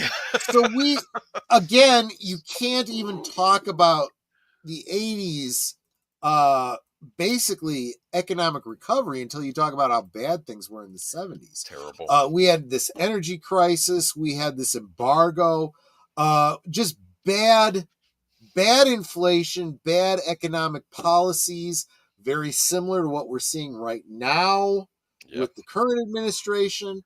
A runaway inflation where everything doubled and tripled in price. You couldn't afford jack crap. In the toy market, from the point of view of little young, born in 71 up to 10-year-old Troy in the 70s, big oil crisis. People don't think about this, but where my parents had to deal with rationing of gas, where, depending on what your address was, depended what day you could go and get gas, or lines for miles at gas stations to get gas. When gas is that expensive and that rationed, all the things you get from petroleum, plastic becomes very expensive. Therefore, action figures became very expensive. G.I. Joe went from 12-inch and 9-inch to 3 3/4 inch because of the price of plastic. And so the big, yay, the 3 3/4 inch Star Wars action figures. Well, that's the one good thing that came out of the embargoes of gas in the 70s. 80s, though, people had money, or more money than they did before. I'll say this. Yeah. When things changed and people vilify the Reaganomics, but people had a lot more money in the 80s because of Netter, did you have any of these outfits? I don't know. The one on the left kind of looks like it could be familiar, but some of those garish colors, I your can't picture's imagine. too high. I can't see them all. Oh, sorry. Let me there you go. No, those are actually hideous. They are. Well, she had better fashion sense. Okay, how old do you think I am? I don't know. I'm picking up 80s fashion. Old lady dresses. Yeah, that's anyway. True. Holden dresses that like my mother would wear. All right. Well, that's true. There was the style of the younger people, and there was the style of the older people. Yes, Holden V8 Commodore S. I was a teen. Yes, you were. Yeah. Holden V8 Commodore SS. Nothing even comes close. Look at that. Look at these fancy cars. Look at this. You can buy. Look at this. Man, those cars look better than what Jaguar is putting out these days. I had to throw in a picture of Gordon Gekko. I'm sorry for greed, for lack of a better term, is good. The funny thing is, his scam in that movie wasn't even nearly as bad as the stuff we had during the housing bust. That's actually true. That's actually. I had to do this. Look, I see what you did there. I see what you did there. Don Very King, clever. remember that? We got a younger Donald Trump there. See that? Yep. He still had the red tie. Is that that's Tyson in the far left corner? Mike you see that? Tyson, That's a picture. That's a picture, or at least a standing of him, I think. Right? Yeah. Yep. Gucci. Gucci was big. Remember? Yes, it was. Did you have anything Gucci? Never once. You can learn all you want about Gucci by watching House of Gucci. I'm kidding. Oh no! Avoid. It's so bad, and it was over 3 hours, I think. Okay. Pastafazul, Lamborghini. I'm sure that's how they sounded in the movie too. Spaghetti. Yeah, that was that. Yeah. They sounded like Charles Martinet's Mario in the movie. But 80s fashion wasn't great, but 70s was worse. I joked that the what was it? What's he saying? Free love worked because free love. People wanted to get out of the ugly clothes. I'll say this. I think women in the 70s had a great look. Not only in the 70s, but in the 80s too. Women's fashions have always been pads. Better. But it kind of accentuated the upper frontal buttocks, so to speak. I hated shoulder pads. I understand. And there's some bad hair in the 80s on men and women, let's be honest here. No. See, I always liked women's fashions, whether it was in the 70s or the 70s had hip huggers and bell bottoms. Yeah. Those were sexy on women. Yes. They looked fruity on men. They did. That was cancel me. I just used the phrase fruity. Someone else used it in the chat earlier. It's okay. Anyway, good. And hairstyles, 70s was what? Middle part and straight, long hair. 80s was more ratted up, curled. Right. Honestly, women looked great. Men with long hair men shouldn't have long hair. I never did the ratted hair thing. My hair was always the same. Some men can middle do part long or side hair. part. I've seen you in the 80s. You are immortalized in Poltergeist 3. You had short hair in the 80s. Okay. You went through that whole no, the reason I had short hair show. then, yeah, no. It was a hair show. No, I had gotten a perm. I let somebody talk me into getting a perm, and it was so fluffy, floofy, and I hated it. And I happened to be at a mall, and I was just like walking around, and I've got this big fuzzy, frizzy hair. And I passed by this one salon, and there was a hairstylist just kind of leaning against the door because he was bored out of his mind. Mm-hmm. And he's like, "Excuse me, but I have to cut your hair." I was like, "Excuse me?" He goes, "I'm sorry, but that is so horrible on you. Please let me cut your hair." And I said, "Well, I don't really have any money." He goes, "What do you have?" I said, "I've got like $5." He goes, "I'll cut your hair for $5." He took me into a salon, cut off all that floofy, fluffy stuff, got rid of all that horridness, and I ended up with that style. Mark is actually, maybe it wasn't intentional, but he's actually kind of bolstering my point. Mullets look stupid on guys, but then the crew cut because of Top Gun. Guys need to keep their hair short. Always have, always should. Look at this. If you were negotiating here tomorrow, you'd wear a Rolex. Rolex was the watch everybody wanted. This was the legendary. Did you know anyone who had a Rolex? I didn't. No. Nope. I had a Casio. Which would not earn you a motel room in plain trains. You know where I'm going with that. Yes. I was watching it on Thanksgiving with my mom. I figured we need to watch something. Yep. We're going to watch Plain Yep, yep. Saints All Bills, and it's the first time I heard her laugh loud like that in a long time, actually. So that was funny. Yeah. That movie I'm still glad holds to up. hear that. I really am. That For someone a was- movie that's not in the presentation, we're talking about it a lot, but it is an Yeah. 80s classic. Hairstyles mixed bag. Yeah, you'd already mentioned that. Right. Flip hair and still has black hair. Okay. Yeah, there's nothing wrong with that. I There's love nothing. women's look in the 60s. They look good in the 60s. And of course, this was, of course, the Walkman. There's a revolution in the streets. I almost thought the woman on the far left. Talk about Walkman on was it? Yeah, good old days. Right. But I figured I'd bring it up here. I figured I had to mention something that maybe you already owned, right? At some point, yeah. But Olivia Not Newton, the one they're showing in the lower right-hand corner, but yeah, this whole idea of having a whole album, effectively an album in a cassette tape that you could put into this little radio size, hook to your belt, and listen privately with headphones.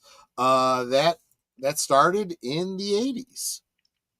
Prior to that, the best you could do was a radio, usually AM until FM came along, with a little earbud, single earbud. That was the best you could do. But this was with cassettes and the ability to carry a cassette around on your belt.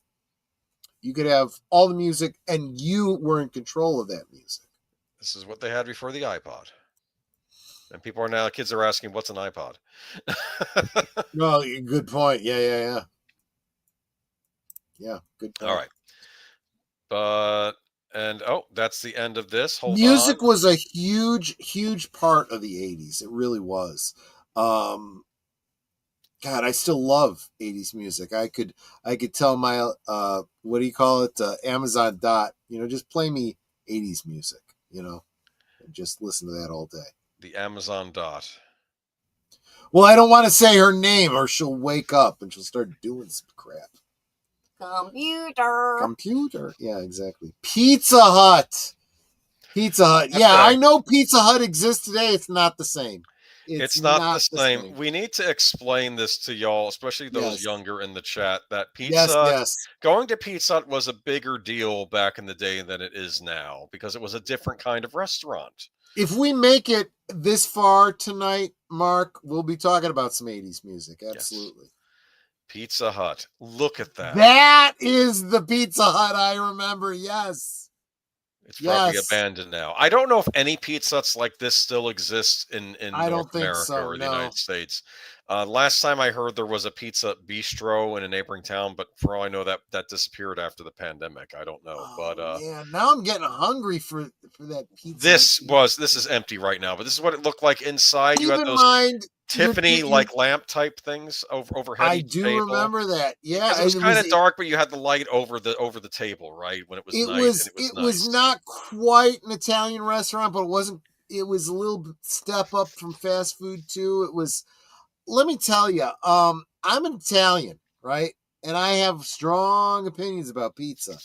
I don't consider this to be terribly Italian, but I loved Pizza Hut pizza. Yeah. And it wasn't just the pizza. The pizza was okay. It was all the ambiance and the get together with friends. And yeah, I love Pizza Hut. Yeah. But, there we go. There's the there's the salad bar. Oh, Pizza Hut had the best salad bar. It really did. Gotcha. Especially at lunchtime, you'd go in and they actually, I think now there's a place called Cece's that is like a pizza bar, and you can go and take a piece of this kind of pizza and a piece. Oh, they have that in your area? But it's extremely thin crust. Oh yeah, it is. Yeah, it is. You can get thin crust at Pizza Hut. But Pizza Hut had this at lunchtime. At lunchtime, you had endless salad bar, and you had the endless pizza bar. Both. Yeah, that was during lunch. Yeah, it was during lunch. It was just a lunchtime thing. Oh, Was that in the 80s or did that come later? I don't remember. It was late 80s. I remember this because it was when I was in high school, because there was two things that I would do at lunchtime during finals. It was either Mr. Submarine here in the Chicagoland area, or it was Pizza Hut. Yep. Yeah. This was a wonderful, wonderful memory for me. Yeah. Look at this. You get a waitress. She's smiling. Look at this. And look what she's bringing you. You don't get this now. They don't have this now. Nope. This Pizza Hut is a completely different ball of wax these days. They bring it to your table. You get a pitcher of Pepsi. That was a thing, or root beer, or whatever you want. Yes. And you bring the whole family. And look at this. And look at those red glasses. Those were very 80s too. Actually, look at the style, the hairstyles and the clothing. That's so 80s. But you know, at first I thought that blonde chick on the side was me. She kind of does look like a young you. Yeah. She's pretty. That was my hairstyle. That was my hair color. Yep. But basically, what I wanted to say though, this was like going to like maybe what would I compare this to? Maybe like a mid-tier restaurant, like an Applebee's or a Chili's or a TGI Fridays. Like, maybe like that wasn't horribly expensive. But it was look like, at the lower left of that picture. You have these shakers that had Parmesan cheese and pepper. I always use the pepper. Red pepper flakes. Yeah, that was a staple in all pizzerias. Yeah. Nowadays, you wouldn't find that in the Pizza Hut. But back then it wasn't quite as high tier as your average Italian restaurant, but it was real close. They were emulating that. For a chain, it was good. That's what Yeah. New pan pizza. Remember they introduced pan pizza? They were the first one to introduce this concept of pan pizza. And I had as an Italian, I had no concept. What the hell is this? This was very much an American concept. It's not a pie. It's a friggin' souffle is what it is. It's very different, but honestly, this is very closely connected to Chicago style pizza. I hate to say this, I would argue Pizzeria Uno might be our modern Pizza Hut equivalent now. Which, of course, that's right here in my hometown. Well, it's a chain too. You'll find it. Unfortunately, it's in Central Florida, so I only get to go. Pizzeria Uno and Giordano's, I think, are the only places where you could get really, truly good pan pizza. You get it at any place now, even Pizza Hut. It's Leia plus size. It's pizza bread with a lot of cheese on it. Oh, welcome, Leia plus size. Good evening. Sorry I'm late, but happy to look back at the 80s. I so remember when I got my first Walkman. Took it with me everywhere. Yeah, that's what we were talking about with the Walkman. Yeah. It was this idea that you could take a whole album with you in the form of a cassette. Yeah. And then, this is not the best. This is not the best picture. This isn't exactly how they came. They used to come in a basket. It was like a metal basket, I believe, and this would be in the middle, and it would have the marinara. Unlike when you get it to go now, when you do a takeout, it actually. So I'm going to give you a little behind the scenes on this. Okay, I used to work for not Pizza Hut but Little Caesars, but they operated very similarly. Okay. They did the same thing with the breadsticks. They called it crazy bread at Little Caesars. Let me tell you, the way they made pizza into a fast food was they were constantly pre-making the pizzas. You would come in and you would order a sausage pizza, a cheese pizza, a pepperoni pizza, your basic pizzas, okay? And they already had the bread pressed out in a pan, and like lickety split, boom, boom, boom, go down the line, sauce, whatever the toppings were, cheese, into the oven, 15 minutes, you're done. Here's the problem with that method. You can only have that bread sitting in the pan for so long, the dough sitting in the pan for so long. After, I want to say it was about an hour, you couldn't use it for pizza anymore. So you would have to make fresh bread or fresh dough for the pizzas, and that would be the dough would be oiled, thrown into the oven, and then sliced into breadsticks. That's what it was. They're good. Oh, dude, let me tell you. No, there's nothing bad about our old bread. In fact, what was left at the end of the night when I would leave Little Caesars, I would take the bread, the dough, I should say, from not the pan pizzas because they were too oily, but the regular pizzas. I would just throw them into a plastic bag, take them home with me, and my mom would bake them into bread the next day. It was so good. It was so good. If you've never made fresh bread, you have no idea what this was like. It's amazing. Have a bread maker. We gotta do it. I even got a bread recipe book. Interesting. Does it talk about how to make a sourdough? I have no idea, but it's from Better Homes and Gardens, where I used check to it work out. a million years ago. Start making our own bread, because yeah.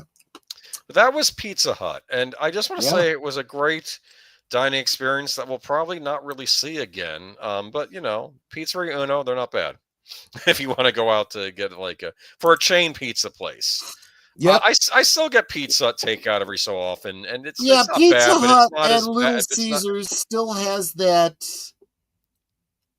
It's well, like it's almost there, but the not pizza's quite. almost there, but it's the ambiance that we're missing. You know, And it's not quite as fresh. I can't explain it. Like it has a similar taste, but it's not quite. It was just better.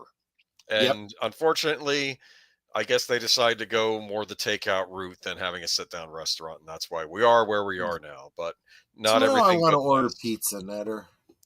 Well, No, maybe when we go out. Yeah, tomorrow. yeah. all right. Home Oh, entertainment. I'm glad you did it this way. You can consolidate a lot under Gonna home do entertainment. everything. Absolutely.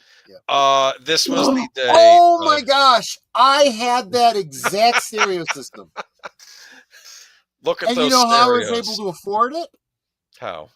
So I got into a fight in high school, and it was I won't get into all the details, but it was just before homecoming, and I was basically defending someone who was getting picked on. And the bully beat the crap out of me, and I kind of didn't fight back because I had a date lined up for homecoming, and I didn't want to miss homecoming, and I didn't want to get expelled. So teacher came along and broke it up. Ended up going to the office. They called my mother. Went to the hospital. We filed charges against the kid that beat the crap out of me, and we had several.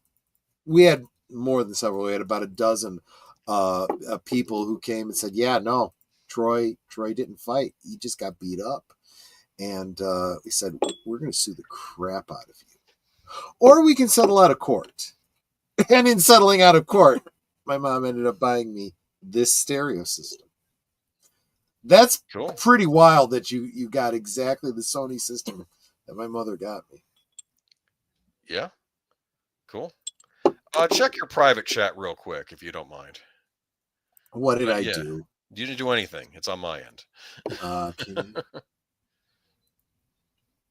No, I don't hear anything. Good. I have a good mic. No, okay, you're doing fine. You're doing fine. All right.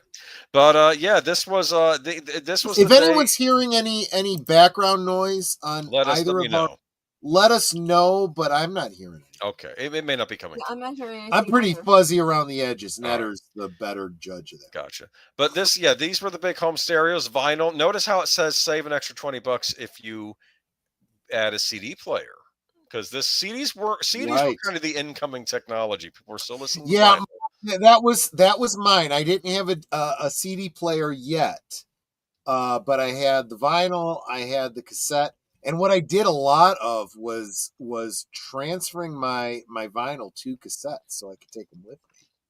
Right. Welcome, channel member Logical Spark. I'm sorry, you've changed your name. Logical Spark. Welcome, my friend. Good to see you. Samir Proctor or something. Speaking of audio vinyl, yeah, you can buy it at your local Best Buy these days. Yeah, it's kind of had a bit of a resurgence. And no CDs and no DVDs because. there's a lot of mediums where analog versus digital, big deal. I loved the fact that in the 80s you had the 70s disco thing in the commercial Well, with Netter. Thank you. I think being able to watch any movie in good quality picture in the 80s, it wasn't so bizarre to watch older movies. Like, maybe the kids now think, oh, that's old or that's retro. Like, no, I mean, I was watching old black and white movies. When Yeah. VHS first came around, they were expensive. And the only ones you would buy were the classics you absolutely had to have. So Look. you would spend the big bucks for like The Wizard of Oz, The Sound of Music, the classics, right? I learned from a certain movie that was I learned from Reagan movie that was Ronald and Nancy's favorite movie. Sound of Music. One? Sound of Music. The hills are alive with the sound of music. I just found out yesterday. Literally, I was yesterday years old when I found out that Edelweiss was a Rodgers and Hammerstein song created specifically for that movie. People in Germany had no flogging clue what that song was. Well, that's funny. Yeah. National Video. Now I see what I've been missing. Yeah, this is the VCR, a top loader. Top loader, yes. I had a top loader too. They were well made, though. I inherited a top loader, and they lasted a lot longer than the ones that were front loaded. I have no idea why. There was more moving parts. I don't really understand why. I think they were just made out of better material. From what I've heard about technology is the sweet spots for technology are usually, at least this is how it was back in the day. It was at the beginning when the thing was first being sold to people, and then at the end when it's on its way out. That's usually when you get the best products. Yeah. Maybe not at the very beginning. The very first are usually there's but early on when they're trying to really sell it to the public. Yeah, exactly. Last chance for free installation. Of course, cable was big, as we see here. Cable TV, that was MTV, of course, comes with cable TV. Thriller. Michael Jackson's Thriller. Remember the special effects right off of American Werewolf in London. Yeah, because he was a big fan of that movie, so he wanted to connect. Can we get the guy that did American Werewolf in London to make the video? Whatever you want, Michael. Yes, he did. Yes, he did. And those special effects still hold up. You know, this has nothing to do with the rest of the stream tonight, but John Solo, a channel that I really, really enjoy, and his lore deep dives. He did a review of Wicked, and one of the things he was talking about is all the CG that kind of bothered him, and he used American Werewolf in London for why practical effects are so much better. And yes, absolutely true. If you don't mind, I'm bringing up Samuel Project. No, go ahead. I started collecting vinyl and CDs all because my work at a thrift warehouse got me hooked on it. That's interesting. Yeah. I want to tell you, now is really the time for you to start collecting music, because right now people, especially with CDs, people don't really see the value in CDs. That may change someday. It's kind of like you can barely see it. This is the very bottom of my CDs, but this goes up 4 rows, and I don't know, it's like 6 feet wide of all CDs. I have a lot of CDs too. Yeah. For champion performances, look at that. For on compact disc, the CD player was a big deal. That's larger treating the CD like a discus throw. Yeah, that's interesting. Yeah. But yeah, no. It's always good to start. Trouble is, when people get into collecting, they start collecting things when they're already rare. The trick is to figure out things that may become rare and collect them while they're not. I know that's not always easy. Like for me, I was trying to pick up a lot of PlayStation 2 games when people were trying to pick up Super Nintendo games, because I figured, well, right now the Super Nintendo games are too expensive, but PlayStation 2 games are not being seen as valuable. Now they're going up. Did you do a whole section on consoles too? Because you could have done console games in the 80s too. Okay, no games. Well, there's a brief game thing at the end, but no. Because frankly, for me, game consoles really get into their own in the 90s. I don't know, for some people it was in the 80s they had their favorites, but for me it's really because Ancient Boomer is actually younger than you guys think he is. Well, I didn't get a Nintendo Entertainment System until Christmas of '89, so for me, I associate Nintendo really with the 90s. It's, even though it was around in mid 80s, I didn't get it till later. This is exactly why there's that joke in Men in Black when they're talking about a new medium coming out and goes, oh, now I'm going to have to get the White Album again. Exactly. That's funny. Oh, no, that's some good stuff there. And if you can get yourself a really good classic stereo system, I don't know if they make anything modern that's equivalent to it. They may. I'm not really a audio buff. I want to become that one day. I'd like to actually have my dream would be to have a house and just have a listening room just for music, and that would be it. But yeah. And of course the Laserdisc, yes. Holy cow! I never had one of these. I always heard of them, and it was like this mysterious technology. Like there'd be one at a school that like only a few people got to use. I'm like, because I'm not in that class that's using the Laserdisc player. Finally, when I was in community college, I was taking a history of film class. Yes. And the professor, I was able to allocate funds to buy some Laserdiscs to show on the projector in that class. And he introduced me to this thing called an audio commentary track where you could listen to the director, like Terry Gilliam was talking about 12 Monkeys on the Laserdisc he had. Ooh, wow. Well, this was, in a lot of ways, this was the precursor to the DVD. Yes. It was the same basic technology, but the compression wasn't the same. No. This was analog, DVD was digital. Right. Yes. For example, I had, no longer have, but I had the Star Wars trilogy. Those were nice discs. Laserdisc. I like the artwork for them too. Yeah. Here was the problem. This was the downside. If you have Star Wars or any movie on DVD, you put the DVD in, you play the whole movie. Yes. And sometimes you have a second disc that has the DVD extras. Yes. With Laserdiscs, you got 2 discs. And you would play one side of one disc, and then it would end, and you'd have to flip it over and play the other side. Yep. And then you'd put in the second disc the third time to watch the end of the movie. That's how the Laserdisc worked. It took up a lot of room. And these were exactly the size of a vinyl album. Yep. An LP. I remember all of them were 2 discs. A lot of my Laserdiscs were single disc. Maybe if it was a long movie, that's what he's referring to. Like it was like over 2 hours. Yeah.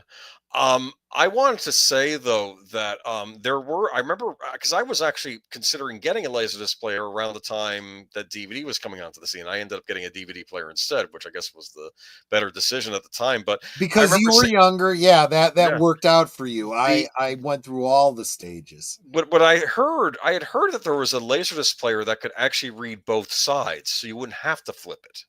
But these were rather pricier. I had an early one, so I didn't even have that. Mark Daly clearly has chewed a lot of the same temporal ground as I did.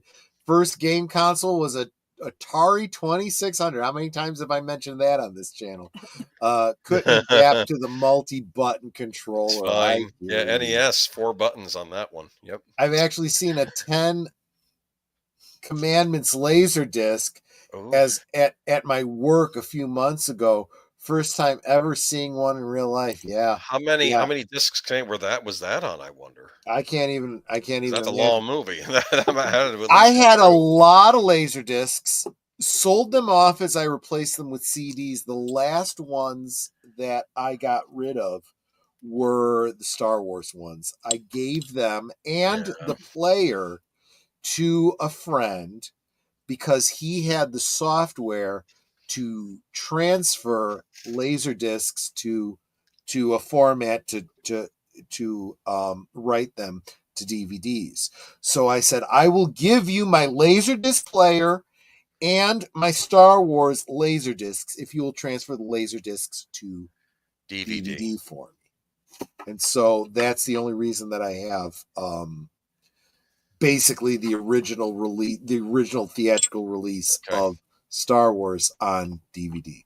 By the way, next week's stream will be a 2-hour rant on why we don't have the theatrical editions on any physical. I'm sorry. We probably ran about it for 2 hours. There's a lot of people that would probably enjoy that. Yes. This is ridiculous. Every other movie gets Yep. well. Good, the Bad, and the Ugly is another one where they don't have the original cut anymore on.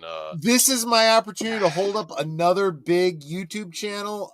Dan Monroe, Yeah. Movies, Music, and Monsters. His last video was specifically about his opinions of The Force Awakens.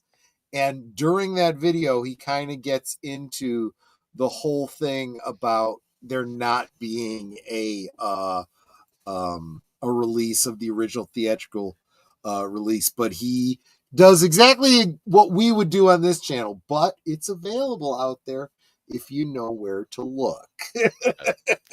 And yeah, well, there you go. And I'm sorry at this point, do what you got to do. In fact, Yep. let's be honest with you, most of us, if we had any inkling of a Star Wars fan, we probably bought the movie at least a couple times in our life. So, Yep. Netter and just came across the VHS copies. Oh, Liza Minnelli.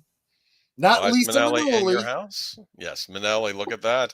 Pioneer Laserdisc. I have to say, this might have been cool to own back in the day. I never had Yep. one, but VHS, I didn't like VHS. VHS was great for recording television shows. Yes. I didn't like Yes, it owning it for starters. On Laserdisc, you'd get the whole picture. The movies would typically be in their original ratio, Yep. widescreen. Whereas Yep. on VHS, you had to find specialty tapes that would be widescreen. Because I think like that Star Exactly. Wars re-release, they did have a widescreen version you could buy in specialty stores. But a lot of them it was pan and scan, where they would, sometimes some of those would turn out better than others, but they would kind of crop the picture, and it was just didn't like it. And of course, I'm going to end with the Sony Trinitron, which I never owned. I don't know anything about the Trinitron. Very high-end TV. I had one of the last Wiga models, which I got from a Goodwill, because it's great for playing the old school games on, but it could kill a small child if it fell on it. But anyway, might kill a full-grown man. Yeah, Those things people were don't insanely realize. heavy. You think these big screen TVs Not you hang heavy on at the all. wall are heavy. That's nothing compared to these big old, 6 by 4 by 3 foot, like almost completely wooden consoles. If they fell over on you as a kid, you'd be dead. Just remember, the greatest villain on Cobra Kai was the woman that yelled at Johnny for putting the TV on the wrong wall.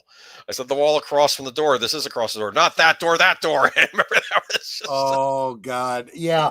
And anybody watching that, it's like, oh, screw you, Karen. Yeah, basically, yeah. That was before we had the name for the Karen, but that was a Karen. Right. I'm bringing up my technology. technology piece. Yes. Boombox. This is not home entertainment. This was entertainment you'd bring with you, kind of like the Walkman. But I figured we already talked about that. It's Look at somewhere these between- monstrosities. Holy F! Yes. And the thing about these was, and the batteries they used. They used the the C batteries, right? Or were they bigger than C's? 26 C batteries. It was like, you could have hooked these up to a friggin' car battery, for F's sake. But you could get an adapter to plug into a wall, but what was the point? You were trying to bring this around with you. Right? Yeah, and those batteries, despite the fact that you use packs and packs of batteries, they only lasted for about 3 hours. I mean, these ate up electricity like you wouldn't believe. It was friggin' ridiculous.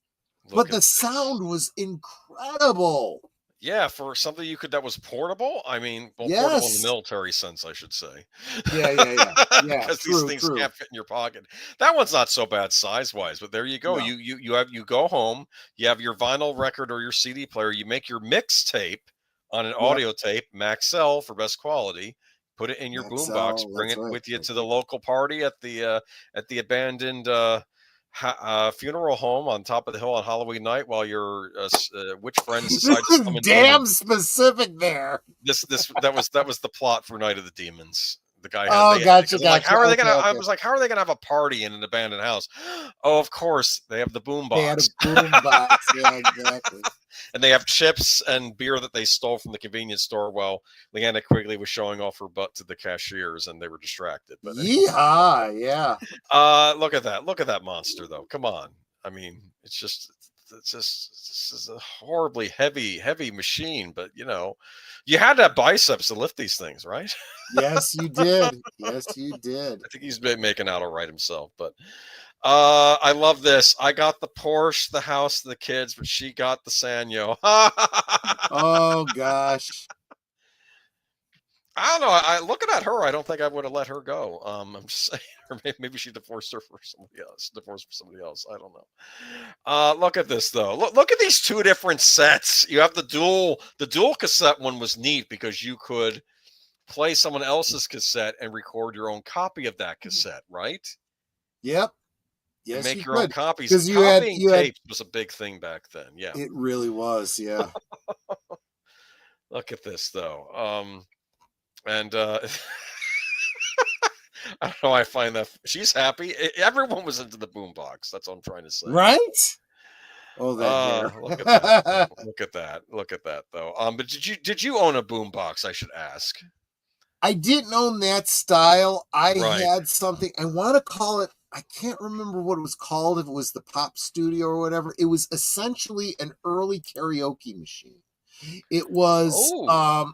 It was a boombox, but it was very cheap looking, very black plasticky, and on the one side it had a microphone.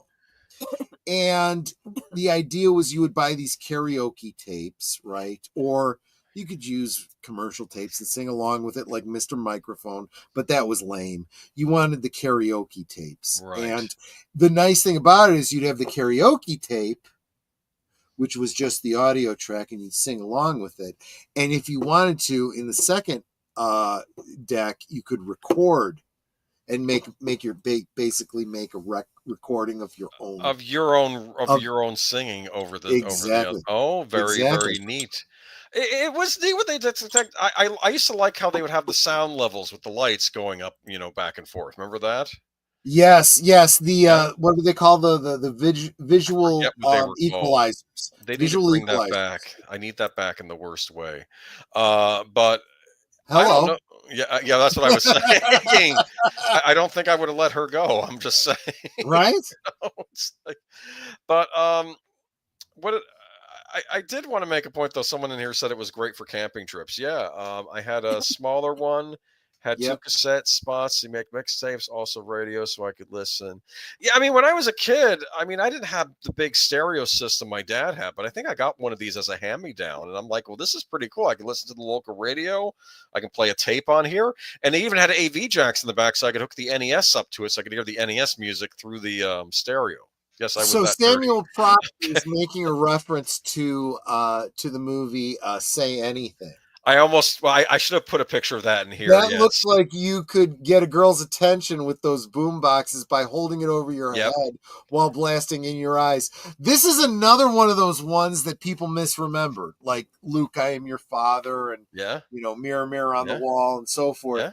Yeah. He did not get the girl's attention. She rolled over and went to bed, or went back to sleep, and her father cussed him out. Rewatch that movie. It's different than you might remember. Did you see the scene in Deadpool where he's doing the same thing, but he's got one of those crappy Bluetooth things instead because it's, of course, modern times, but it's playing the same music. But it's like it doesn't have the same effect because it's like, it's right. This is modern times where our stereo equipment isn't as boss as it used to be. That looks like but I almost put Say Anything on one of these things, but I didn't. I almost right. That was a very 80s category. Movie. I almost put this pop song because I'm sure Say Anything had a pop soundtrack too, but I didn't end up putting that here. But we have others. Yeah, that wasn't a big one for it. Purple Rain, right? Pop soundtracks. Yeah, Purple Rain. You were saying. So right? Purple Rain was a perfect one because in a way it was almost like a rock musical, right? This was a Prince album and film, and I'm not sure what the backstory was on this. I don't know if the album came first or the movie and they worked one into the other, but honestly it just effing worked. And I don't remember, there was like so on most albums you would get what, like 2, maybe 3 release songs off of it. Yeah. I swear at least half of this album was released and hit the charts. And the ones that weren't released were a little too adult for the audience, right? You know, like Darling Nikki, Yeah. that was not going to be able to be played on In your local radio. You know, I mean, can't even say the lyrics here on YouTube today. You know, doing that with a cell phone today doesn't have the same. Well, No, unless you have one of those Bluetooth amplifiers or something. Forget it. But, yeah. No, it's not the same. So, I mean, what was it? When Doves Cry, Let's Go Crazy, Purple Rain was the friggin' anthem. Yeah. Right? There was a lot of great songs off this album. And this was a musical. It was a rock musical. And it wasn't just the Prince and the Revolution songs that came off of this album. Morris Day and the Time had a whole album of their own, with songs that were featured in Purple Rain. There was a lot of Apollonia from Apollonia 6 had a number of songs that were released on separate albums too. Sorry. No. I think I did that actually myself. Oh, okay. Flashdance was not a musical, but the album was clearly original soundtrack. What a Feeling by Irene Cara. She's a Maniac by, help me out here, I don't even remember who sang it. Oh, I wish I remember too. You know, it's funny, but I got the Flashdance DVD, and it came with a mini soundtrack sampler. Not all the songs, but I had like 5 songs on a CD that came with it. It was a nice little touch. They threw that in there. Michael Sembello. Oh my gosh. That's a blast from the past. Yeah. This movie. So even before YouTube, when I was in high school, we had this, I don't even remember what class it was. I don't remember if it was performing arts or media or whatever. We all were doing projects related to the media, and me and a buddy of mine were doing film reviews. So we would literally go and watch films the week that they released and do reviews of them. One of the films, believe it or not, was Michael Jackson's Thriller, because it aired in theaters as kind of an extra before some other movies. Cool. So we did Michael Jackson's Thriller. I did Flashdance. I did Footloose. I can't remember what else came out in that year that we did reviews of. And we got huge marks on it, not only for the content of our reviews, but because we spent our own money going to see these movies to do reviews. Do you know what was the first movie where the album became almost as successful, not as the movie, was Saturday Night Fever? Oh, Saturday Night Fever. Oh, Saturday Night Fever. This is going back to the 70s. So that was the first time they realized how important a whole soundtrack album could be. And I've talked about this on Geeky Geezers. I've talked about it on this show too.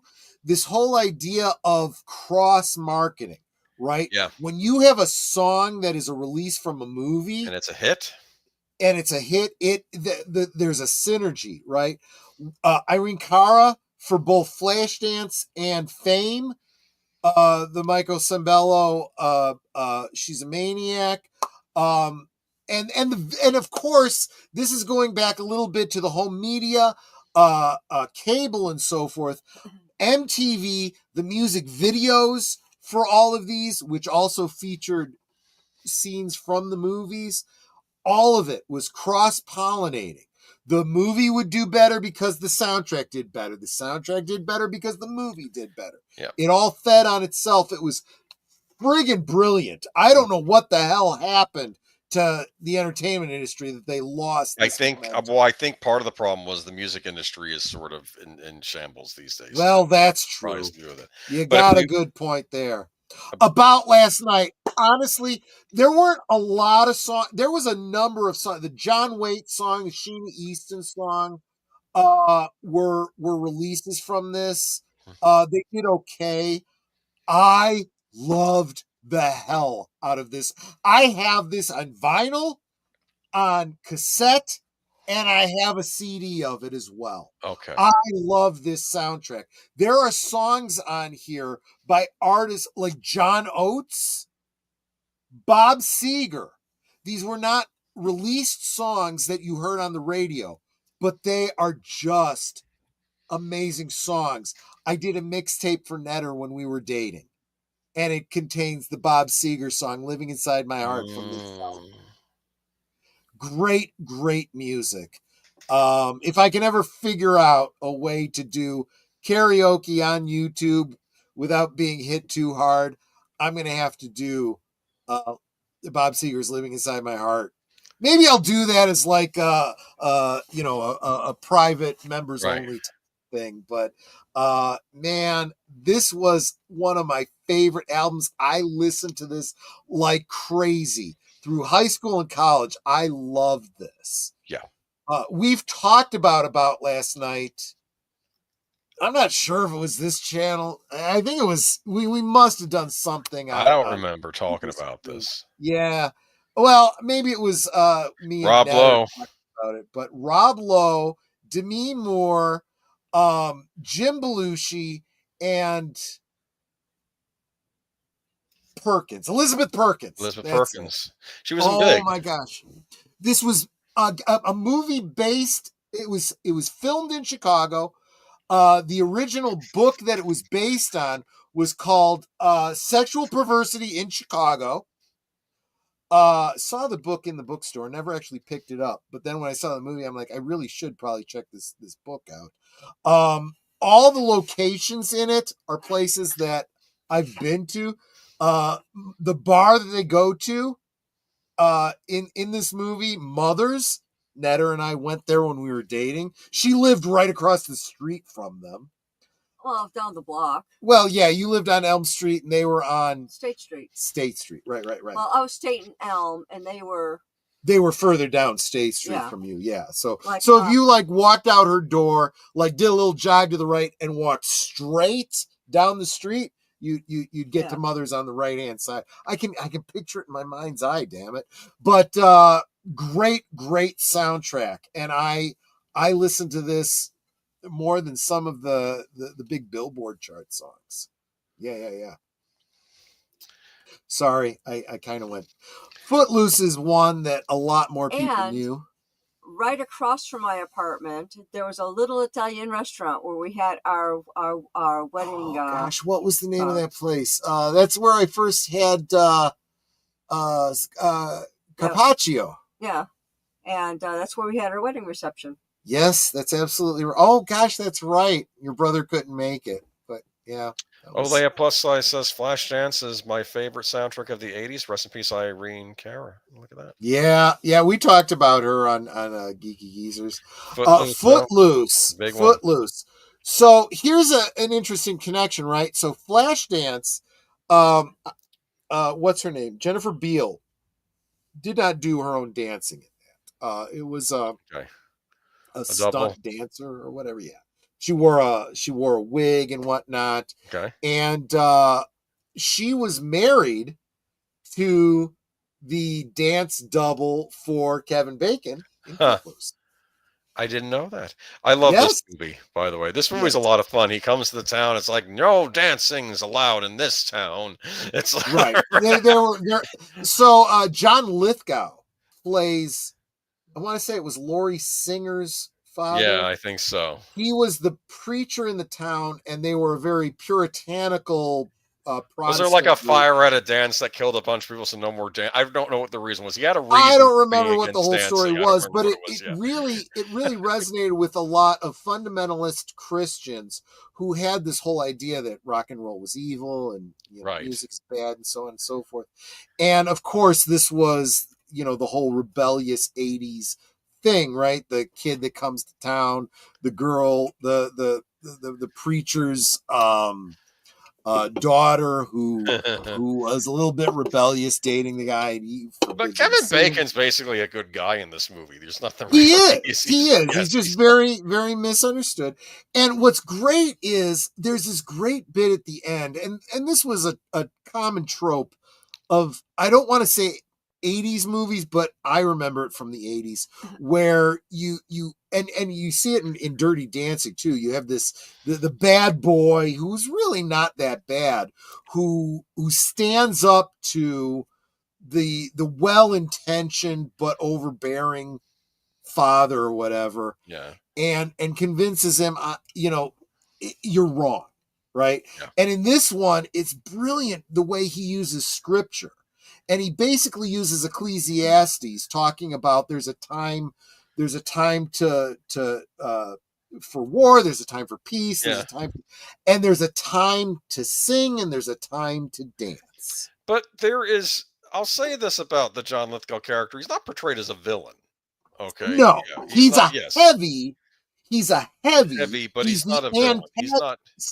His intentions aren't evil. Yes, you don't hate him for his intention. You hate him for his conclusion. He's a good guy making a mistake. He's a good man making a mistake. And he is he's humble enough at the end to realize that maybe I was wrong. Yeah. And it's a wonderful just feel good type of movie. Oh, I just knocked over my my glass. Did it have alcohol in it? No. Okay, well, that's good. You don't want to waste that. No alcohol abuse in this house. No, he just likes to scare the shit out of his wife. I'm sorry, Steve. I was trying to figure out what the hell. I dropped the glass. The whiskey stones are on the floor. I'll get it later. Don't worry about it. Rocky IV. Now, I put this on because of James Brown's Living in America. Living in America. It should be an honorary. Should be an honorary. It could be a contender for a national anthem replacement if we ever needed one. Not that we need one. I said that at the time. How many stones did you have? I found 6. 3. There should be 6. Yeah. Okay. Unless you were seeing double. I'm kidding. So this was actually. I'm glad you picked this one over Rocky 3, only because this is so 80s. This was so Cold War. America versus Russia. Brigitte Nielsen and Dolph Lundgren. Oh my gosh. I must break you. Isn't that what he said? I must break you. And that's the other thing. I always, because this was the first movie that I saw Dolph Lundgren in, I thought he had a Russian accent. He did not. No, but he's this terrifying. He did a good job. Gigantic, like he's like a super soldier from the Soviet Union. Yeah, and this was the other thing too. This was the Russian, and they show him doing the exercise on the highly scientific, workout machines, and then getting shot up with the steroids. Oh, right? yeah. And what's Rocky doing? All natural. Out in the chopping wilderness, logs, running in the snow, Yep. climbing up a mountain. He's doing he's doing the training like in the way he's doing it. What he did in the first one, yeah, he's going back. And this is actually him coming back from a humbling, right? Because he had been, doing the whole, I'm a star now, and he's skipping rope in front of the news and stuff. Yep. And then he loses a fight, and he's like, "Holy crap! I need to get my crap together." And what happens? Apollo says to him, "Hey, get your head in the game, pal." Well, that was in 3, right? That wasn't 3, but that's an important setup for 4. And then there's when Apollo is the one. Oh, yeah. Apollo is the one who, again, he's got the red, white, and blue shorts. Living in America. Very flamboyant intro. He's got the top hat, Uncle Sam hat coming out. Very patriotic stance, and he gets the crap knocked out of him. Oh, the most terrifying lines out of Ivan Drago. He goes, "You will lose. You will lose." That's what he says to him, and he does. But not only does he lose, he dies. And that was which is, for those of you that continued the Rocky thing with the whole Creed. Yep. This storyline is where it starts, right? Yeah. But this is where Rocky's like, now I gotta pick up the mantle. As I recall, he even picks up and wears the red, white, and blue shorts. I think so. Right? Yeah. Damn. I'm gonna. You know what? In the new year, I'm definitely gonna do a Rocky 3, Rocky 4 watch party. But great soundtrack too, though. I'm sure Eye of the Tiger might have been on here somewhere, right? But... No, Eye of the Tiger was 3. Okay. This one was In the Burning Hearts by Survivor. Oh, okay. Yep. But love that cover. This is when you would buy your LP, and it's almost Vince like a mini DiCola's poster. War. That was a great one too. Oh, I guess Eye of the Tiger was included on this soundtrack. Maybe they play it at the very end. It was at the very end or something. Possibly. Definitely the training montages. There was a training montage in every single one of them. Mm-hmm. Of course, Living in America. Sweet Victory. Oh, that was another great song off of this one. Yeah, Living in America by James Brown, though. They love that song. You didn't even need a video for that one. You just take this, because they played the whole damn song. Well, I think they spliced parts of the movie into the video. But in the video, they actually have done, but the song was uninterrupted in the movie. They didn't have to. Perfect. I love it when they do that. There's a wonderful Brian De Palma thriller called Body Double, where they have the Frankie Goes to Hollywood. I got some things to say about Relax. We'll do that. Maybe we'll do that on Sunday. Okay, I'm fine with that. For good old days. Karate Kid. Oh, the Karate Kid soundtrack. Yep. So we did a watch party earlier in the year of both Karate Kid and Karate Kid 2. And I think at the time I said, great soundtrack. So we're talking about, first, the score is just absolutely incredible. But I'm trying to think of The Moment of Truth by Survivor. Survivor was the soundtrack of the 80s, let me tell you. Right? Yep. It Takes Two to Tango by Dennis Lambert and Peter Beckett. Bop on the Beach. Tough Love. That. Yeah. Yes. No Shelter by John Mark. Young Hearts. Young Hearts by the Commuter. Cruel Summer. Bananarama. What was cool about these soundtracks was it was like almost you were getting a sort of mixtape, because you were getting all these different groups. It kind of was. Yeah. And this is what I was saying. These were like pop soundtracks, right? Yeah. One of the things I mentioned to you behind the scenes was, and this wasn't common, but Batman in '89 had both a score soundtrack and the Prince pop soundtrack. Because, you had the Danny Elfman score, which was all one album, and then you had all the Prince albums like Party Man, Arm of Orion, and so forth, on, and of course, what was it? Bat Dance, right? Was the big release. Oh my gosh, just some great, St. Elmo's Fire. So St. Elmo's Fire, Marital Sax. Remember Premarital Sax, that line. Rob Lowe. Oh my gosh, yeah. So Brat Pack. It was the Brat Pack. That's absolutely right. And so David Forrester had the theme, the love theme. I know that theme. There's no words to it. It's just a piano, right? Yeah. Dun, dun, yeah. Dun, dun, dun, dun, dun. Well, there was words to it on the soundtrack. There was a song called For Just a Moment. It was performed by David Foster. Excuse me. It was performed by Amy Holland and Donnie Gerald. We laughed until we had to cry, and we loved right down to our last goodbye. We were the best I think we've ever been, just you and me, for just a moment. A slightly slower version of that love theme from St. Elmo's Fire, and there's actually several different reduxes of that theme, because of course it kind of doubled as a score. But then there was St. Elmo's Fire Man in Motion by John Parr. That one was the big hit. Freeway Bill, Save My Life. You walked by and you saved my life. I wouldn't have lasted another night. One Love, another David Foster song. Young and in Elefante. Young and Innocent. I don't know how high it got on the charts, if it even charted, but that was just one of those quintessential 80s songs. But I love this whole album. And you know what else was on this soundtrack? Flintstones. Meet the Flintstones. Really? I kid you not, because it was featured. Oh my goodness! And they licensed it to appear on the soundtrack. Yeah. Hey, good on them. This is one I Got picked. Last of the American version. We talked about this. That's why in the Canon stream, but I did want to make a point. Look at that soundtrack. Yes. How many two tones? The Police, the cars, the waitresses. Oh, this was a great soundtrack.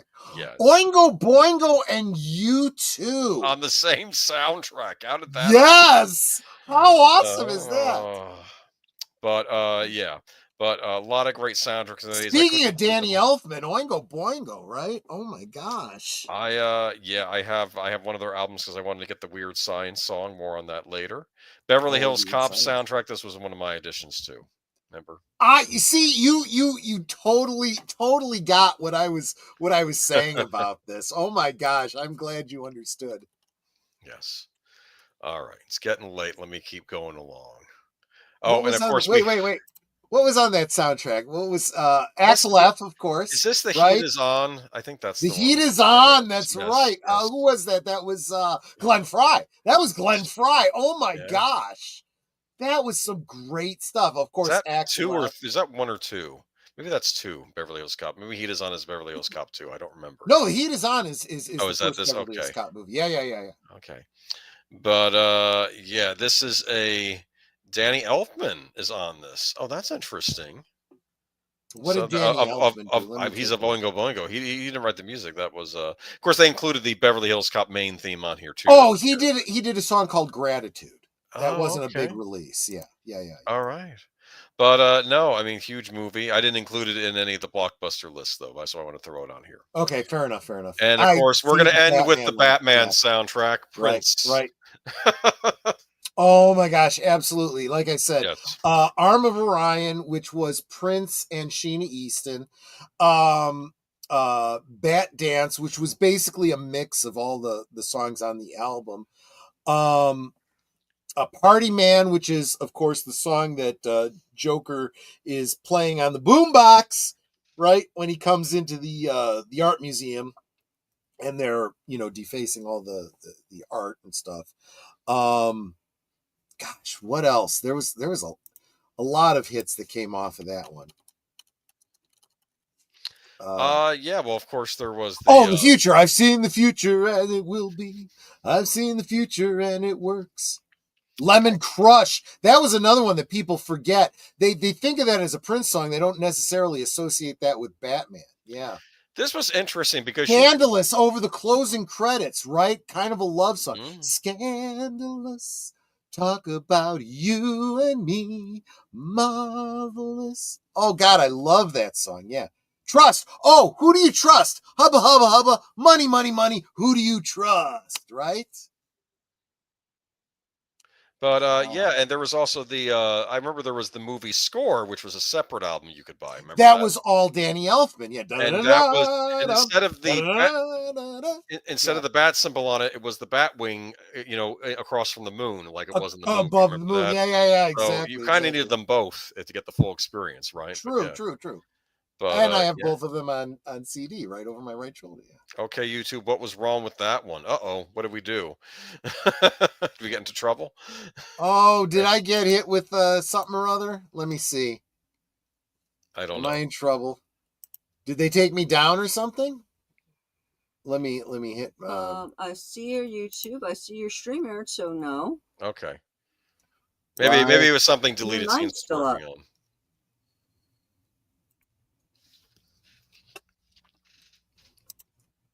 I don't see it. All right. But I don't know. That's it for the soundtrack. And the other person that came over to my channel was deleted. Okay. Nobody else came over to say hello on my channel. Oh, did you put in a comment that it wouldn't let through or something? Oh, maybe that's what it was. Okay. Yeah, my previous post didn't take. Okay, yeah. John Hughes teen comedies. There was a lot of them, yes. Look, this was, if you are looking for what was the 80s like growing up in the Midwest, like for real, John Hughes kind of had it pegged. Some Kind of Wonderful. Oh, I love this movie. I did. Got an actress you liked in it too, right? This is what's her name? This is I keep forgetting her name. Hold on. Leah Thompson. Leah Thompson. Yep. Eric Stoltz. Eric Stoltz, yeah. He was, a lot of people forget some of the movies he was in. Now, this is interesting because Eric Stoltz and Leah Thompson would have been in Back to the Future together, except somewhere along the way they decided to replace Eric Stoltz with, what's that kid's name? Michael J. Fox. Michael J. Fox, and they refilmed all of his scenes. So I just find it interesting. Yeah. So at least there was still this one. Yeah. Now this was not directed by John. And of course, Mary Stuart Masterson. I liked her too. I don't know really what came of her after the 80s though. Yeah. Some people disappeared. Michael J. Fox. He was, John Hughes. He didn't direct this, but he did write it and produce it. So. Right. He did. Yeah. This was one that was a good slice of life film, but of course, Ferris Bueller's Day Off, another film set in and filmed in Chicago. Anyone who lived in Chicago did the same thing they did with so many other things. He'd look at where he was at any given time. He's like, there's not enough time for him to get from this place to that place and do that thing in the amount of time that he had, but whatever, Yeah. Let me see. The 80s had the best soundtracks, great marriage of music and movies that we don't see that much today. I'm this is what I'm saying. We've lost that marketing intelligence. But here we go. She was in Five Nights at Freddy's. Deleted Seat says, I haven't seen that one yet. I haven't seen it either. Pretty in Pink. Oh, right. Pretty in Pink. Molly Ringwald and Lex Luthor there. Or is that Lex Luthor? John Cryer. He was Lenny Luthor, and then he played Lex Luthor on Supergirl. And then you had I just had his name in my head a minute ago. Okay. Matthew something or other, wasn't it? Yes, hold on. Andrew Garfield. No, not Andrew. That's not Andrew Garfield. That's not Andrew Garfield. It's late. I'm tired. Anyway, Pretty in Pink, great classic movie. Of course. No, let me look it up. It was Pretty in Pink. Andrew McCarthy. Somebody's probably Andrew McCarthy. That's there what it was. Yeah. That's right. Andrew, thank you, Mark Daly. Oh, James Spader was in this too. Annie Potts was in this. Harry Dean Stanton. Oh, I'd forgotten. I don't remember the details of this movie. I'm going to have to go back and watch this one again for sure. Oh, Pretty in Pink, yeah. Yeah. Well, what I always liked was Ducky's hair. Yeah, he had a great 50s-esque coif, didn't he? Yeah. Ducky kind of messes up in this movie, doesn't he? As I recall. Yeah, he was... Jealousy. Yeah, I've only seen it once and I don't really remember it. Yeah, he was the what do you call it? He was the friend zone character. The friend zone character, and I think he tries to screw things up with her and this other guy because he wants her. I don't know, as I recall. I don't remember this one as much as I do the other John Hughes. Risky Business and Rebecca De Mornay deserve a stream all unto themselves. No Risky Business mentioning tonight because I want to stick to because I could have done other teen movies because there are other teen movies. There's a whole list that goes on forever. Oh, I'm here all night. But now we get into the ones what I call the trilogy. Candles. Yeah. This is the trilogy. This is part one of this. This is 16 Candles. Molly Ringwald and what's that kid's name? He grew up to be like super buff too. He was on that the Dead Zone show. I don't know. That's right. That's right.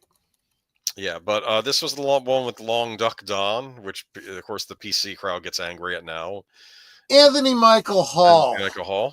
Yeah, we'll have to talk about him in a minute when you probably bring up the next movie, but yeah. So Molly Ringwald's sister's getting married, and everyone's so preoccupied with her older sister's wedding, they forget that it's her 16th birthday. Yeah. And that's the guy she has a crush on. And it's all, and there's this raucous party that happens. Remember in this, like the party to end all parties, and it's a great classic John Hughes movie. It's very, very funny. This is sort of when he hits his stride, I think, in this picture right here. Oh, absolutely. And then The Breakfast Club, again, bringing back Anthony Michael Hall and Emilio Estevez, Ali Sheedy. Oh yeah. This is it's comedy, but kind of drama too, if you think about it. Oh, absolutely. They say that John Hughes, more than any other director in the 80s, he got teens. He understood teens, especially what they were going. Yeah, because in a lot of ways, I think he's even outright said he was kind of telling his own story. These characters were, and he would choose like these archetypes, right, of different characters. The jock, Rain, the nerd, the spaz, the preppy girl, and the bad boy. Yep. But all of them represented elements of him. And that's what people don't realize. You might remember people from when you were growing up that fit into these kinds of archetypes, but if you really knew them and really dug into their characters, they weren't just that thing. No. They were kind of all of it, you know? That's a great point. This film really kind of brings that out. It holds up. Kind of what it says in that final essay that they put together, you know? Yeah, it's because they all have to write an essay for detention, right? Yep. And they of course have the brain write it for them, and it's like you'll never understand. And what, this is one thing that I think not enough people talk about when they talk about The Breakfast Club is, you know, they're there for detention and they're being given busy work. And did they skirt the rules of what they were supposed to be doing? Yeah, absolutely. They screwed around. Principal was also being a jerk. And then they all did one essay. But that essay was so poignant. And they learned so much about themselves and each other. They learned more than they had any business learning from a day of detention. You know, this was just again, all of the John Hughes films are slice of life films. This one is an incredibly meaty slice of life, you know. Yeah, it's one of the great movies. There is a Criterion edition of this out, and funny enough, 16 Candles has a Arrow edition, which is pretty good too. Interesting. 80s movies of all time. Yeah. And we're going to get to the final one, which is my favorite. That's a great point, deleted scenes. He did say an essay. You hated the principal in this. You didn't care because the principal was kind of a bully. He was kind of a bully himself. He was kind of a bully. Yeah. Related to Breakfast. Detention was normal place. Yeah, I can imagine that about you, Mark. Yeah, absolutely. Well, let's face it, he resented having to be there too. I bet there's a backstory to him, like why he had to do the detention that weekend. And he was probably pissed. He probably had other plans that weekend. There's some romance that happens in this too, like pairings that you wouldn't expect, right? Yeah. It was actually pretty cool. The jock with the spaz, the preppy girl with the bad boy. And I love the fact that they even there's kind of a meta reference, right? Like they're like, you know, are we just gonna on Monday just go back to ignoring each other and whatnot? And they're like, no, maybe, yeah. And you don't know. We don't know. You don't know. Do they have the strength of character to say, screw my friends. I've made new friends. You don't like it. Piss off. You know? Maybe after maybe they'll stop. Maybe they'll ignore each other. Then high school ends. There's been a lot of fan speculation about what happened to these characters after graduation. Yeah. You know? Deleted scene says Breakfast Club and Heather's got him through high school. Oh, Heather's. Well, Heather's a great that's movie. a heavy one. Yeah, that's a heavy one. For 16 Candles, personal favorites of mine. I'm going to go to my personal favorite out of the 6 John Hughes teen movies, which is Weird Science. Another I love this movie. One of the funny things. I do too. Yeah. One of the funny things about this movie, they explained that back in the 80s, people, the American public didn't exactly know what computers were, what they were capable of. Yep. So it's almost like, in a way, I mean, they want to create the perfect woman. This is like the computer creating a genie, basically. That's what this movie is. Yes. It makes it's complete fantasy. So the whole idea, in a way, it's a little bit like a modern take on The Bride of Frankenstein, right?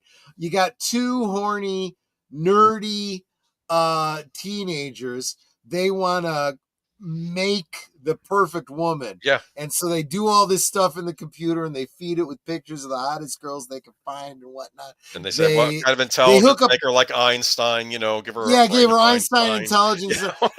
They hook up electrodes to either end of a Barbie doll. Yep. And the thing friggin' blows up, and out of the smoke comes Kelly LeBrock. Holy crap. And like, she isn't hot enough. She's got that damn accent. And it's like, holy crap. And she's like, what do you little maniacs want to do first? What do you little maniacs want to do first? Oh, she is so and funny. The next scene, they're in the shower and she's like naked and, they're wearing their jeans. And they're wearing their underwear, and she turns around and looks at them and goes, you boys are going to have to lighten up. Well, the whole movie is about getting them to lighten up. This is a great cast. You have Bill Paxton. It is brilliant. Bill Paxton. Oh my gosh. As the older brother. As the older brother, they're hungover and they're nauseated. And he goes, how would you like a big, greasy bacon sandwich served in a dirty ashtray? And they're like, yeah, he's home from the army or whatever, right? And it's like, he's got the buds cut and everything. Oh my god. Robert Downey Jr. is in this, and I forget the other actor's name who was with him, but they both had a similar look. He's the one that shows up. Yes. And they're kind of like the bully rich kids in town, right? And they're kind of always harassing these two. I don't remember what the kids were doing, and Bill Paxton's like, that's a serious mental disorder. Next thing you know, you're going to be wearing bras on your head. No, he came out wearing Kelly LeBrock's underwear. One kid. Oh, that's what it was. He was wearing her underwear because he'd gotten lucky the night before. And of course, there's a party gets thrown, and she doesn't like the fact that White Bill Paxton is picking on the brothers and stuff, and that they're acting like chickens at their own party, and she's like, okay, I gotta do something that's gonna make them stand up and have a test courage, because they like these two girls in their class too, where they're too chicken to and to talk to them or whatever. And well, who reprises a role in this movie? You're getting to it, I think. Yes, Vernon Wells. Yep. Right, kind of basically reprises his role from Mad Max. Yeah, he's same actor. Yes. Says, I want to get the actor. I want to get an actor like the actor from the Road Warrior. He says, "Why don't we just get the actor from the Road Warrior? Why don't we get just Vernon Wells?" And they're like, "Oh, can we?" They couldn't get Arnold because obviously the one guy's supposed to be the Terminator. Mm-hmm. And the other guy is one of the actors from The Hills Have Eyes, right, that Wes Craven horror movie from the 70s. And what's Vernon Wells' whole role? And he's got the mohawk, and they come in on the motorcycle and everything, and they're there to be the bad guys, but they're to grab their women, right? And they have to basically but they're there to set up the nerds to be the heroes, right? Yes. Michael Berryman was the one you're thinking of from The Hills Have Eyes. That's it. Yeah. It's my gosh, I love this movie. It's a classic. But when I splice this up, I'll have to take notes and remember what we're going to be doing watch parties of in the new year. Weird Science is a great one. I think Weird Science would go well with, I don't know, it goes well with 16 Candles or you do Pretty in Pink and 16 Candles. Maybe do this with Breakfast Club. That might be the idea. Oh, I could do that too. This might balance out Breakfast Club because Breakfast Club is more serious. Yeah. A little serious. Yeah. Good, yeah. This is, Wait, Mhm. before you go on. Yes. This is another, and I know this is a topic that we didn't have in there because it's not really the best of the 80s, but there was a tendency of these big blockbuster films to get TV spin-offs. We had one for Ferris Bueller's Day Off. Weird Science also got one. Usually lasts for one season because they kind of suck. What? Really? You didn't know? Yes, What? there was a Weird Science TV series. Look it up. Oh, Yeah, that one. Okay. yeah, I yeah, like yeah. the actress on it. Yep, she was pretty hot too. Yeah. Not quite Kelly LeBrock, but pretty No, close. but pretty good for TV. Yeah. But the Weird Science TV show, they included the pilot, I think, on the disc for this movie. Yeah. Oh, that's pretty cool. Yeah. 80s blockbusters, though. We had a friggin' lot of them. We don't have We're movies not. like they did We're in the just. 80s. We're just gonna go through this. Holy crap! Getting Just late. go through them. Yeah. E.T. We just did a watch party of that on Netter's channel. Yeah. Yeah, E.T. the People extraterrestrial. forget how big that was. First movie Yeah. I stayed awake through in a theater. I was like 4 years old when I saw it. That was a great movie. I love that movie. And I know you and Netta recently did a rewatch party Yep. of this, but of course Yep, this was a huge block. I'm doing mainly PG blockbusters. If we did the R-rated, we'd be here all night. I picked 10. Let's see which Yep. 10 I picked. Does this one Okay. surprise you? What about this one? Yeah, Back to the Future. I don't know what Sure. country this is, but this is another It language. looks like Russian. Yeah. Back to the Future. Now, not you think, was that a blockbuster? Yes, it's a blockbuster. Oh, sure it was. Gotta Yeah, say, that was a huge. kid from Marty McFly, a kid from And 1980. again, this was a great example of and E.T. was too, getting multiple generations interested, right? Because this was great for the teenagers at the time you related to Marty, but the whole Back to the 50s thing, my mom was all about this movie because there were so many great nostalgic memories for her too, you know? Yeah, and we kind of talked about it earlier about who's President Ronald Reagan. Remember that? And you mentioned, Yeah, and who was the vice president? Jerry Lewis, right? of course, little did we know this was going to set up a trilogy later Yep. on. Which I mean, they Yep, left yep. it open ended, but you could have seen it as a funny ending, or maybe, and it actually did lead to two great sequels, as far as I'm concerned. But the Yep. first one stands on its own. If you just want to And watch, the fact that Marty didn't have some kind of a incredible Oedipus complex, I just don't understand. But you suspend your disbelief for movies like these. Raiders of the Lost Ark. Dun, dun, dun, dun, dun, dun, dun. Yep. Yeah, I mean, what We else? had can we you had a say? whole stream about that with Michael from Retro Blasting. Yeah, he's big on these movies. I could have included Temple of Doom, but I went with actually. If you think about it, the Indiana Jones trilogy, they're all in the 80s because They are Last all in the Crusade 80s. is That's Last true. Crusade is That is 89. true. So yeah, but I picked Raiders. This seems to be the favorite. I'm a big fan of Temple of Doom, but I went with Raiders. Indy has a good fashion sense. I like his hat. Yes, but classic. The Goonies, which was sort of like Goonies. Indiana Jones for with kids. You know, I mean, let's be honest here. You know who that guy is up at the top there? That's Thanos. Yeah, that's James Brolin, right? Yep. And wasn't a Short Round in there? Isn't he the guy in the middle? Yes, he's in it. Yep. Yes, he's in it. When I saw this in the theater, I recognized him from Temple of Doom. Yep, Well, that's a kid from Temple of Doom. I remember him. This was one of my first date night, date matinee films. Oh, Yep. Our first date film was Ghost. Yeah, no, this was that's a before that. that's a good first date film. Is Ghost? Yes, it is. Yes, Yes, it is. That's a very romantic movie, actually. We'll save that one for our anniversary. We'll talk more about that. Got all the foreign language posters tonight. No, it's funny because I pulled it by accident. I'm like, you know what? Keep it. Yeah, whatever. I think I wanted to make a because point it does kind of demonstrate how like worldwide these films were in their appeal. Yeah. Definitely. Oh my gosh, I had great Red Dawn. Wolverines. Yep. Yes. Ghostbusters. Absolutely. Yeah, you think I might be a little bit of a Ghostbusters fan, you know?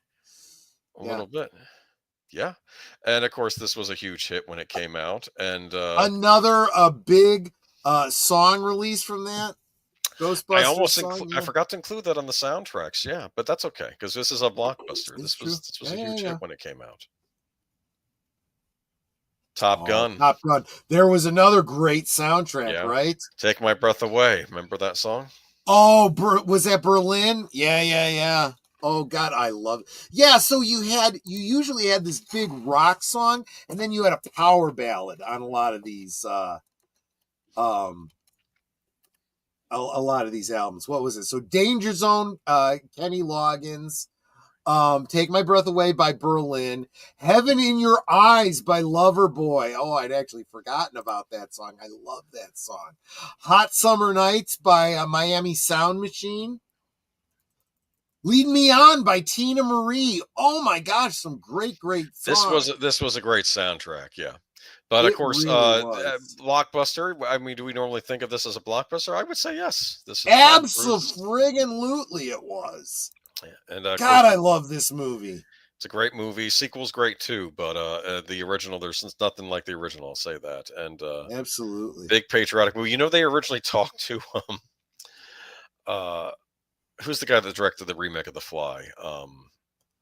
David Cronenberg. They talked to David. I was just going to say Mr. Body Horror, right? They talked to they offered this to David Cronenberg to direct, and he said, "No, that's not a good idea." I can't even imagine that. What would he have done with this? I don't know. Would he like Tom Cruise have started merging with the plane and like he become part plane? Because I don't know, or like a bad crash and he comes out all mangled or some crap like that. I don't get it, but yeah, they were right to go with that. Letters, pages of the Marvel Indiana Jones comics show that the readers loved Marion much more than they couldn't see Indy with any other girl. Oh, yeah. That's right. Everybody loved Marion. Yeah, I agree. That's why they end up getting married later on. That makes perfect sense. I did like Willie. Everybody hates on Willie, but I kind of liked her. I showed this the future nephew when he was 17. Loved all 3 movies. He said he couldn't. He couldn't relate to Marty. I think a lot of people can relate to Marty. I think those are great movies. And of course, we have Gremlins. I love this movie. Yes. Funny enough, this came out the same weekend as Ghostbusters, or close to it. It did. Right? And let me tell you something. I just recently pulled out. I got from what is it? It's not Matty Collectors. It's I forget who it was, but somebody did the whole Tobin's Spirit Guide. The prop reproduction, and it's a readable book. It's a real reference material, and it's got all the Ghostbusters material. It's got all kinds of mythology in it, including a lot of Easter eggs, including Gremlins, which is actually really cool. It talks about not just Mogwai. It does mention Mogwai, which obviously are a creation specifically for this film, but it talks about the Germanic and the Anglo legends of Gremlins, and specifically the Anglo legends of the Gremlins of World War II, getting into machinery and stuff. But then they talk about the Chinese Gremlins called Mogwai, and so on and so forth. Little references to the Cenobites and the Hellraiser and it in Derry, Maine or wherever it is, and all that kind of stuff. But those of you that are following the Twin Peaks live from Sparkwood 21, if you are on MeWe, every stream I've got a link to the MeWe group for Last Call. I dropped a little article that I did about one of the Twin Peaks theories based on some research I did in Tobin's Spirit Guide. So Ghostbusters, Gremlins, definitely want to check that out. Anyway, yes, Gremlins. Love that movie. We got a good sequel out of it. Phoebe Cates, love me some Phoebe Cates. I need to watch the sequel all the way through. I've seen it in pieces, but I've never watched it all the way through. Oh, what's his name? That played Cornelius in the Apes movies. Roddy McDowall. He's in it? Not Roddy McDowall. He does the voice. Roddy McDowall. He does the voice of the smart gremlin called Brain. Oh. And so he does this kind of spoken word version of "Start spreading the news. Oh, that's funny. I'm leaving today," and it's just kind of brilliant. Big Trouble in Little China. Big Trouble in Little China. Not a hit at the box office, but it is a blockbuster. Kim Cattrall and Kurt Russell. Oh, this was genius. This was him doing. He argued he did. He was doing an Eastwood impersonation for Escape from New York. For this, he's doing as John Wayne, and Jack. Yes. He plays Jack Burton, a trucker that gets his truck stolen when he's trying to Yep. help his Chinese friend in Chinatown pick up his bride from coming from the mainland. Basically, it turns into this big adventure movie with underground lairs and warring Chinese tribes in the middle of San Francisco, and just Lopan, an ancient sorcerer. I love this movie. It's It's just off the wall, crazy, funny adventure film. It's like Indiana Jones, but like elevated funny, goofy. It's wonderful. I love it. Who Framed Roger Rabbit? This wasn't Tony Randall. I'm sorry, Tony Randall. Tony Randall. You might be right about that. I may have been mistaken. Deleted scenes. Thank you. Who Framed Roger Rabbit? Oh, I know we did this for good old days once. I was trying to pick movies that we haven't covered here. You just gotta help me. Yeah. Oh, I love A Love Letter to Walt Disney. This was Robert Zemeckis. Wasn't it? But Steven Spielberg, I think, was involved too. And this, you got to see Bugs Bunny and Mickey Mouse on screen together in one scene. You got Daffy. You got to see a lot of Disney and Warner Brothers characters. Also, other cartoons that weren't even Disney and Warner Brothers. Ones that were originally created for this movie, like Roger Rabbit, but also what was brilliant was the Daffy Duck Donald Duck bit. Yes, where didn't they reprise the whole piano thing? Dueling pianos, yes. Dun, dun, dun, dun, dun, dun, yeah, and Donald Duck and Daffy Duck's like, I can't understand a word you're saying.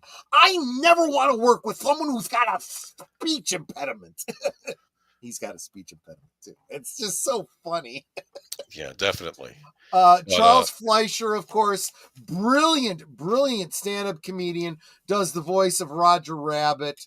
Bob Hoskins, of course, plays Eddie, I forget his last name, in the movie. Christopher Lloyd plays the villain. Spoiler for a 40-year-old film. He's actually a toon.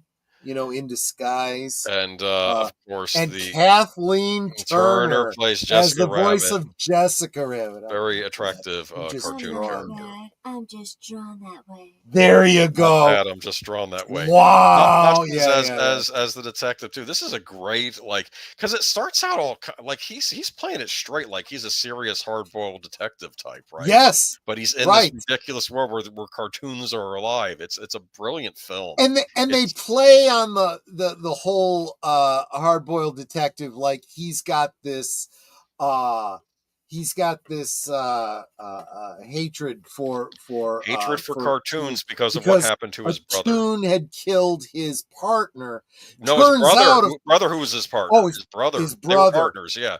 And it turns out, of course, that it was Christopher Lloyd who was the Toon that killed his partner. Dropped the piano on his head. And there's a great bit where he's got to protect Roger, and Roger's this goofy, off-the-wall cartoon character who's always pulling gags, not only understanding why, Eddie hates him so much, and then Eddie explains, in terms of exposition to explain to us why he hates. And it's great because they focus in on Bob Hoskins as he tells this story, and it's really intense. And you get to the end of and he's like, and all I can remember were those red eyes, and he basically is explaining why he hates toons. And then all of a sudden you're, and then you look over and Roger Rabbit's like in tears. He goes, "What's wrong with you?" He goes, "I understand. If I was you, I'd hate me too." And it's like, oh my God. He's like, "Oh geez, all right. There was an interesting scene earlier where Eddie Valiant sees Betty Boop, and he says, "Oh, you're working here? Yeah, when the Coons went to color, I was out of work or something." And he says, "But I still got it, Eddie." And you know what's nice? He's actually nice to Betty Boop, even though he has all this contempt for Toons. He's actually nice to her. I think he likes Betty Boop. He's like, "Oh, well, who didn't?" Yes. I mean, my name is Betty Boop, right? Yeah, but it's a brilliant movie, a love letter to those great cartoons of the 30s and 40s, and Just They a did, great effects movie. Just brilliant. This was a Disney film. Yeah, Touchstone Wasn't it? Pictures, Touchstone, Touchstone and was Disney. they had to do a lot of workaround with Warner Brothers to get a lot of Looney Tunes They in. did, and Worked Warner out well Brothers for Lord. did Worked out well work for them, with though. them. It was wonderful. Mhm. And what was great about this too was this was a great example of they had done, I don't want to call them sequels, but they did features using Roger Rabbit that played Before before other other movies. Disney Yes. films. And they were brilliant. Think about the Pixar shorts. This was before Pixar.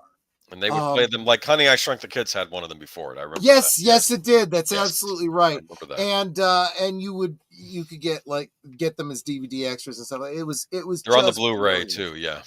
Great stuff. And some of them were like, you imagine the cartoons that Roger was in before Roger Rabbit that made him a star and stuff like that. You figure he did a bunch of shorts, just like Bugs Bunny, just like, whatever. Oh my gosh, it's just brilliant stuff. There was one that mostly featured the baby character. Baby Herman. That smoked the cigar. Baby Herman, right. Well, he looks like a baby in regular, then he smokes a cigar when he's... Then he gets on, give me a cigar. Yeah, exactly. What I thought was brilliant, I forgot about Judge Doom's henchmen. They were the weasels, like from The Wind in the Willows, right? And they all had different personalities. Like one was in a straitjacket, remember that? Yeah. And others were like in zoot suits, Yeah. And there was such great puns. If you knew like the hard-boiled detective films of the 30s and 40s, right? There's this one bit where Eddie's got this cartoon gun that he this revolver that he shoots because he's shooting at cartoons, right? And he shoots and the bullets, hoo and doing all kinds of crazy, and he's like, dum-dums. It's a joke because those slugs were dum-dums. Yeah. Exactly. And it was it's a great just a great movie. And thing is, even when you put it on and you hear like the hard-boiled kind of detective music, and then suddenly the big brass band comes on and it's a Roger Rabbit cartoon, and it really takes you back. Like if you, like me, watched a lot of Looney Tunes or Disney exactly, or the old school Disney cartoons, it's like, oh, this is like a cartoon character from the era that you never got to see. That's what it felt like when you're watching it. Yeah. So, but a great movie. We're going to end, of course, the blockbusters with Batman, 89. Yeah, there is... I thought Last Crusade was the big movie, and then I saw this. I want to say, Michael, at Retroblasting, but I'm sure a lot of YouTube channels have done talking about how big the Batman thing was in 89. Huge. It was a revolution in comic book movies. Before this, all we had was the Adam West television series, which was great for kids. Hype was off the charts for this thing. Yeah. For adults, that was a farce. This was boom into the Dark Knight kind of concept, that Danny Elfman kind of score. Tim Burton directed, very artfully directed too. Jack Nicholson as the Joker himself, basically. Let's be honest, but brilliant. And Kim Basinger as Vicky Vale. Nice Vale, kind of so much peak comic 80s book fashion. So much comic book lore that they picked up on here. And even though I got the distinct impression that Tim Burton wasn't really caring that much about comic book lore, he still pulled a lot from it. He like the Joker falling into the chemicals, all of it, the only difference, the two things that I hold against it, and these are minor quibbles, is one, you show us the origin so that we know who the Joker was before he was the Joker. This whole, Jack Napier thing. I didn't mind that. I didn't either, but it wasn't really on point, right? The other one was... We always knew he was a criminal, right? Yes. We always knew he was a criminal. Well, no, because we didn't know that. We didn't know anything about... In the comics, they did the thing with him having the red hood and he falls into the chemicals, right? That's from the comics. But they never really explained where that came from in The Killing Joke. Right. Which is which is marginal canonicity, because again, Joker is the what do they call it? You can't trust what he says. The unreliable narrator, right? The whole concept of my history is multiple choice. But this is his memory of what happened to him, and it's a great story. This particular origin of the Joker is a good story, but it's especially good when you consider maybe it's all just made up in his head. Well, maybe. The mean from the Killing Joke. Yeah, the Killing Joke. This idea of a guy who was just a stand-up comedian who had one bad day. He's barely hanging on. He's trying to make enough money to take care of his wife who's pregnant. He's otherwise out of work except for the money he's making as a stand-up comedian. And she's having complications.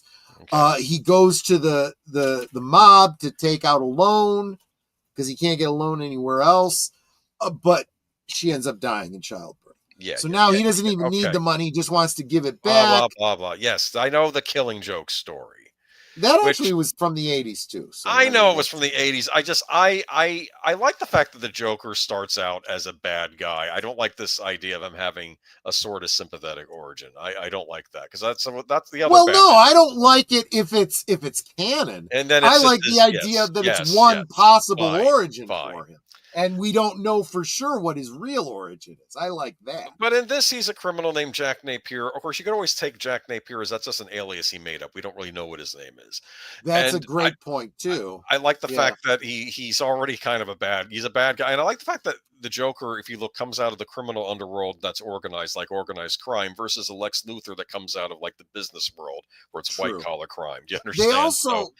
They also decided to combine the Joker character with Joe Chill and make the Joker responsible for Batman's origin. The screenwriter said, "Do not have that happen," and he was trying to keep an eye on things. But then when he wasn't there on set one day, that's when Burton shot the scene with it. Yeah. Revealing he didn't agree with that. The guy who wrote the screenplay did not agree with them making the Joker the man who shot Batman's parents. But which of course leads to the, I don't know if it's a fan theory or if it's come up in the comics, but this whole idea that maybe there was no Joe Chill. Maybe Batman projects the person that killed his parents on any villain that he goes up against. Possibly, But that was Batman 89.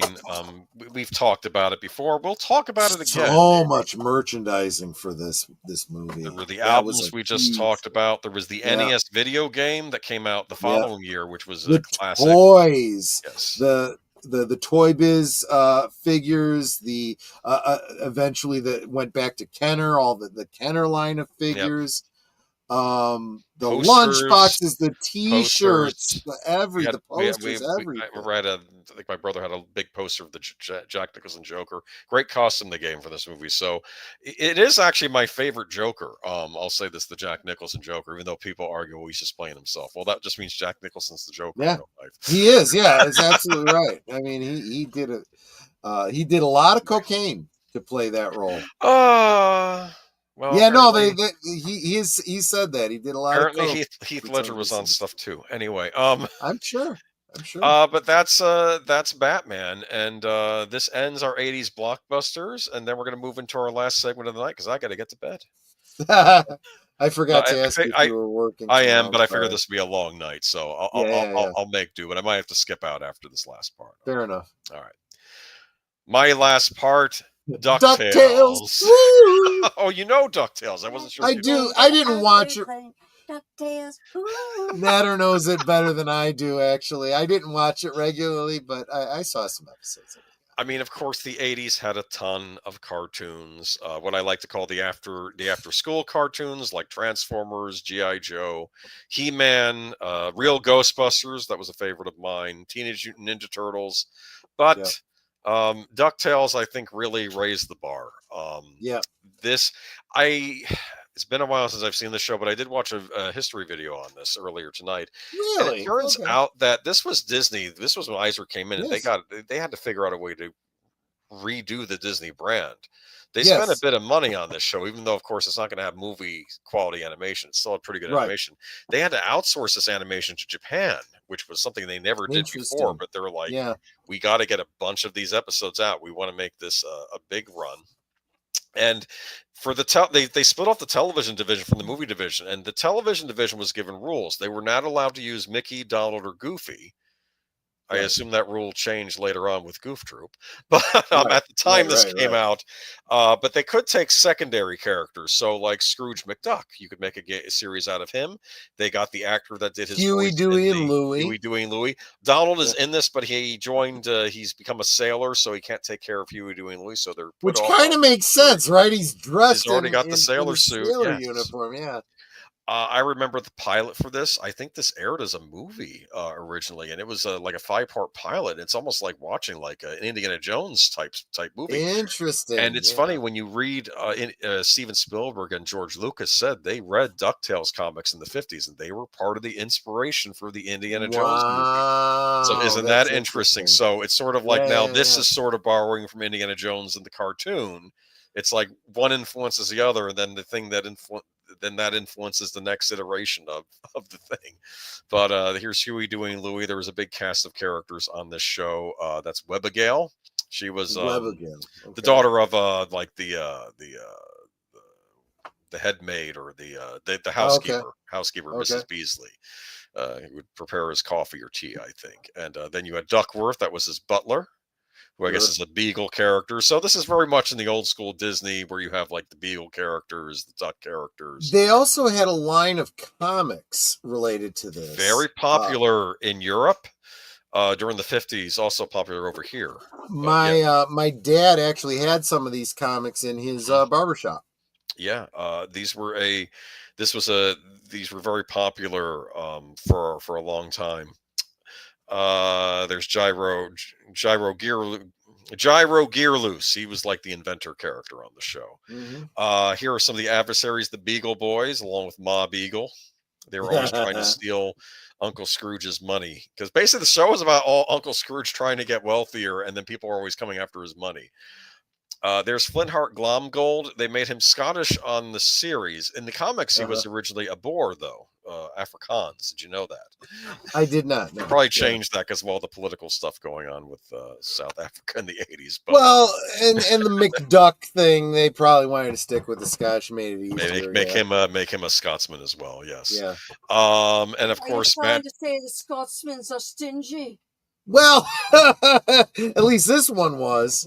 He was. I recognize that. But he was good with he was good at managing his money, and maybe he could be cheap on occasions. But there were other times he still loved his family. He was still he wasn't. And he had good advice. Like, you know what I like about him? He was in very much a way a great character for the 80s, because what was the 80s about? The excess and everything. And even though he was making lots of money, he wasn't evil or anything, you know. But people are always after his fortune. There's Magica Dispel, who I read the comic character Magica Dispel. The guy who created her was a huge fan of Sophia Loren. That's what she's based. That's who she's based on. I can see that. He had a huge crush on her. Yes. Yeah. But yeah. Wait a minute. The Crow character. That's from Dumbo. That character is from Dumbo, or at least it's an homage to that. I assumed it was her familiar, because don't wizards and witches have familiar? Sure. But very popular show at the time. I learned that this was a big thing that was syndicated, and apparently the Fox network would syndicate this out, and then eventually I think Disney, maybe after they bought ABC or they made some other deal where they had to take it all away from Fox and put it on ABC in the afternoons, and Fox was furious. The guy who ran Fox was angry. Did you know that? I'm sure. And he said we're gonna start our own lineup of cartoons for kids, which eventually leads to Tiny Toon Adventures and Batman the Animated Series. So if you think about it, if it wasn't for DuckTales, you wouldn't have had a Batman the Animated Series. That's kind of true. Very popular video game for the NES, launched in the fall Christmas season of 1989. That's where we'll end. But this is the DuckTales NES game. Yeah, Capcom, they said, why don't we take our Mega Man game and stick Scrooge McDuck in it? Actually, it's a little different than Mega Man, You get to go to the Amazon, you get to go to Transylvania. I love the version of Dracula you fight here. He's got a top hat. I think that's based off the John Carradine version of Dracula that came later from like House of Dracula. That makes sense. Yeah. Yes. Oddly enough, though, in this game, on the cover, he's wearing the blue jacket like on the cartoon, but he's wearing the red outfit, which is what he wore in the comic book. That's so right. They have him looking, because I wonder if in Japan, the people making it probably knew the comic more than they did the show. Possibly. So maybe that's why he looks more old school in the game. But this was, I remember it was syndicated, but it's produced by Disney. Yes. And DuckTales kind of started the whole Disney afternoon. They made other cartoons later. Chippendales, Rescue Rangers. They did Tailspin, which was a big favorite of mine. Darkwing Duck.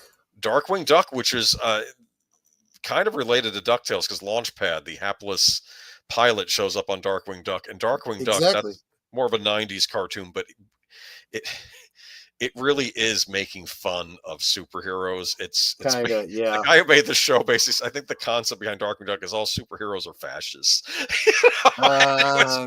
No, because there's scenes on Darkwing Duck, like there's with Dr. Bruceroot, the guy that turns to a plant, and like the lab assistant lady he had a crush on, like she's trying to talk him down from doing a bad thing, and he's like, okay, I'll turn myself over. And then Darkwing Duck shows up and starts blasting at him, and then of course it's like, so Darkwing Duck makes a situation that was being handled peaceably and makes it 10 times worse. And now he becomes a supervillain.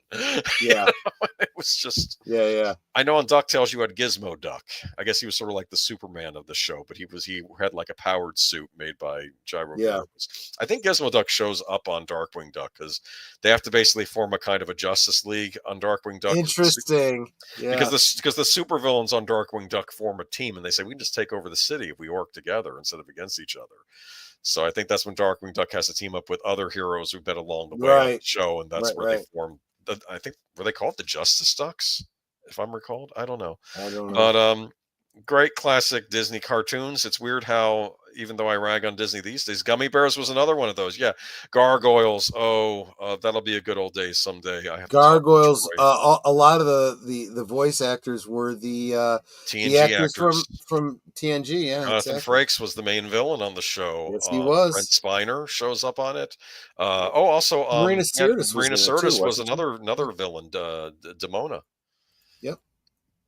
John Rhys Davies played Macbeth. Macbeth was an actual character in that show, but for crying out loud, John! What the list of things John Rhys Davies hasn't been in? It'd probably be shorter. They made Macbeth on Gargoyles a more sympathetic character. They actually tell the Macbeth story in reverse, where he's not the villain of his own story. It's more like bad things. He was trying to do the right thing, but of course Shakespeare wrote it differently. All right, man, that's some great stuff. That's the 80s. So real quick now, tomorrow night we will be on Netters Network, 9 Central, 10 Eastern for Ever After. Hopefully you guys checked out last night, and I'm sure the stream is probably still up. Deleted Scenes has talked about everything he's got coming up this weekend. So go quick, check that out. 8 o'clock Central, 9 Eastern. Geeky Geezers, what do we get? We got a crap ton of articles. we may have to. Yeah. I don't know if I'm gonna cut the gaming ones out, but we may talk about the gaming ones in brief as one big article. We've got a lot. Yeah. Okay, yeah, that's what we'll do. A lot of gaming notes, a lot of craziness going on in the entertainment industry. We'll be talking about the Snow White trailer. Oh yeah, we'll talk about that too. Boy. No doubt about that. Then Monday night. What are we doing Monday? I'll be on. Yes, you will. 8 Central, feature. 9 Eastern. Monday night at the movies. Run all night with Liam Neeson, and then we have Reindeer Games with Ben Affleck, Gary Sinise, and Charlize Theron. Right? Gonna get into the Christmas spirit with those movies. They both take place at Christmas time. They do, and they have explosions and killing and boom, yeah. I mean, we've done the whole Die Hard thing to death. We're trying to find other ones. Yes. Tuesday, no live from Sparkwood and 21 this week, but we will be finishing off season 1 of Blake 7 at 9:30 Central. 10:30 Eastern. Final episode of the season, Orak. Good episode. I think it's the best episode of the season. Thursday, over on Netter's Network, we're going to be doing a little bit of celebrating. What are we celebrating, Netter? We are celebrating my birthday. We will also be celebrating that I am monetized, and I will be giving away gifts. I just counted the gifts I have. I have 7 gifts. Weirdly, about half of them are phone related. We just got a bunch of phone gizmos. So mounts for your car, rechargers, things like that. Yeah, it's like I will often be selected to test items at home, and then I get to keep them. Well, for whatever reason, they always have me testing like car phone holders. So I've got a couple of those and some other things. So yeah.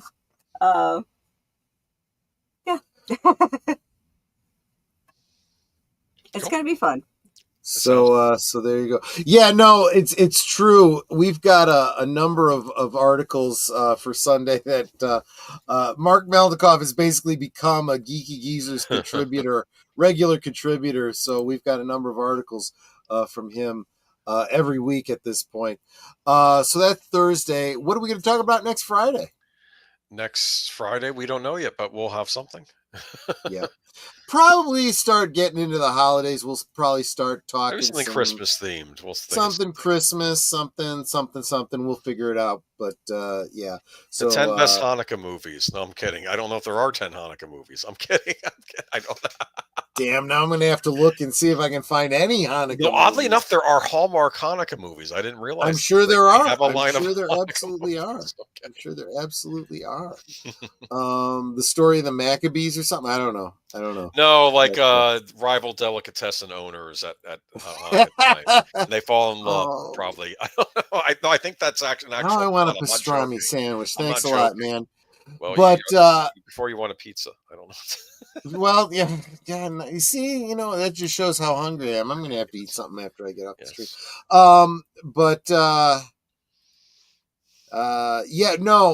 And of course, Christmas falls on a Wednesday this year. So on Wednesday the 25th, Netter and I are going to take some lessons learned from our Thanksgiving marathon. And we're going to do a Christmas marathon as well.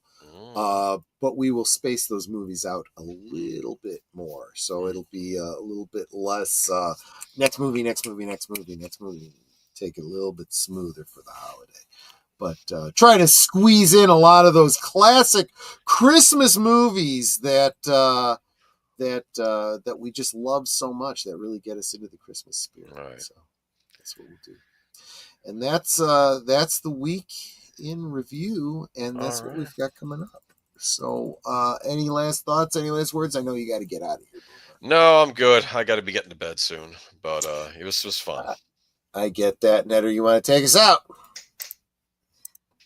Well, okay, you gotta get up against the wall, hands up against the wall, back towards me. Yeah, we save that for Valentine's Day. Well, y'all know what I always say. Mm-hmm. We can talk amongst ourselves, and that's all well, good, and fun.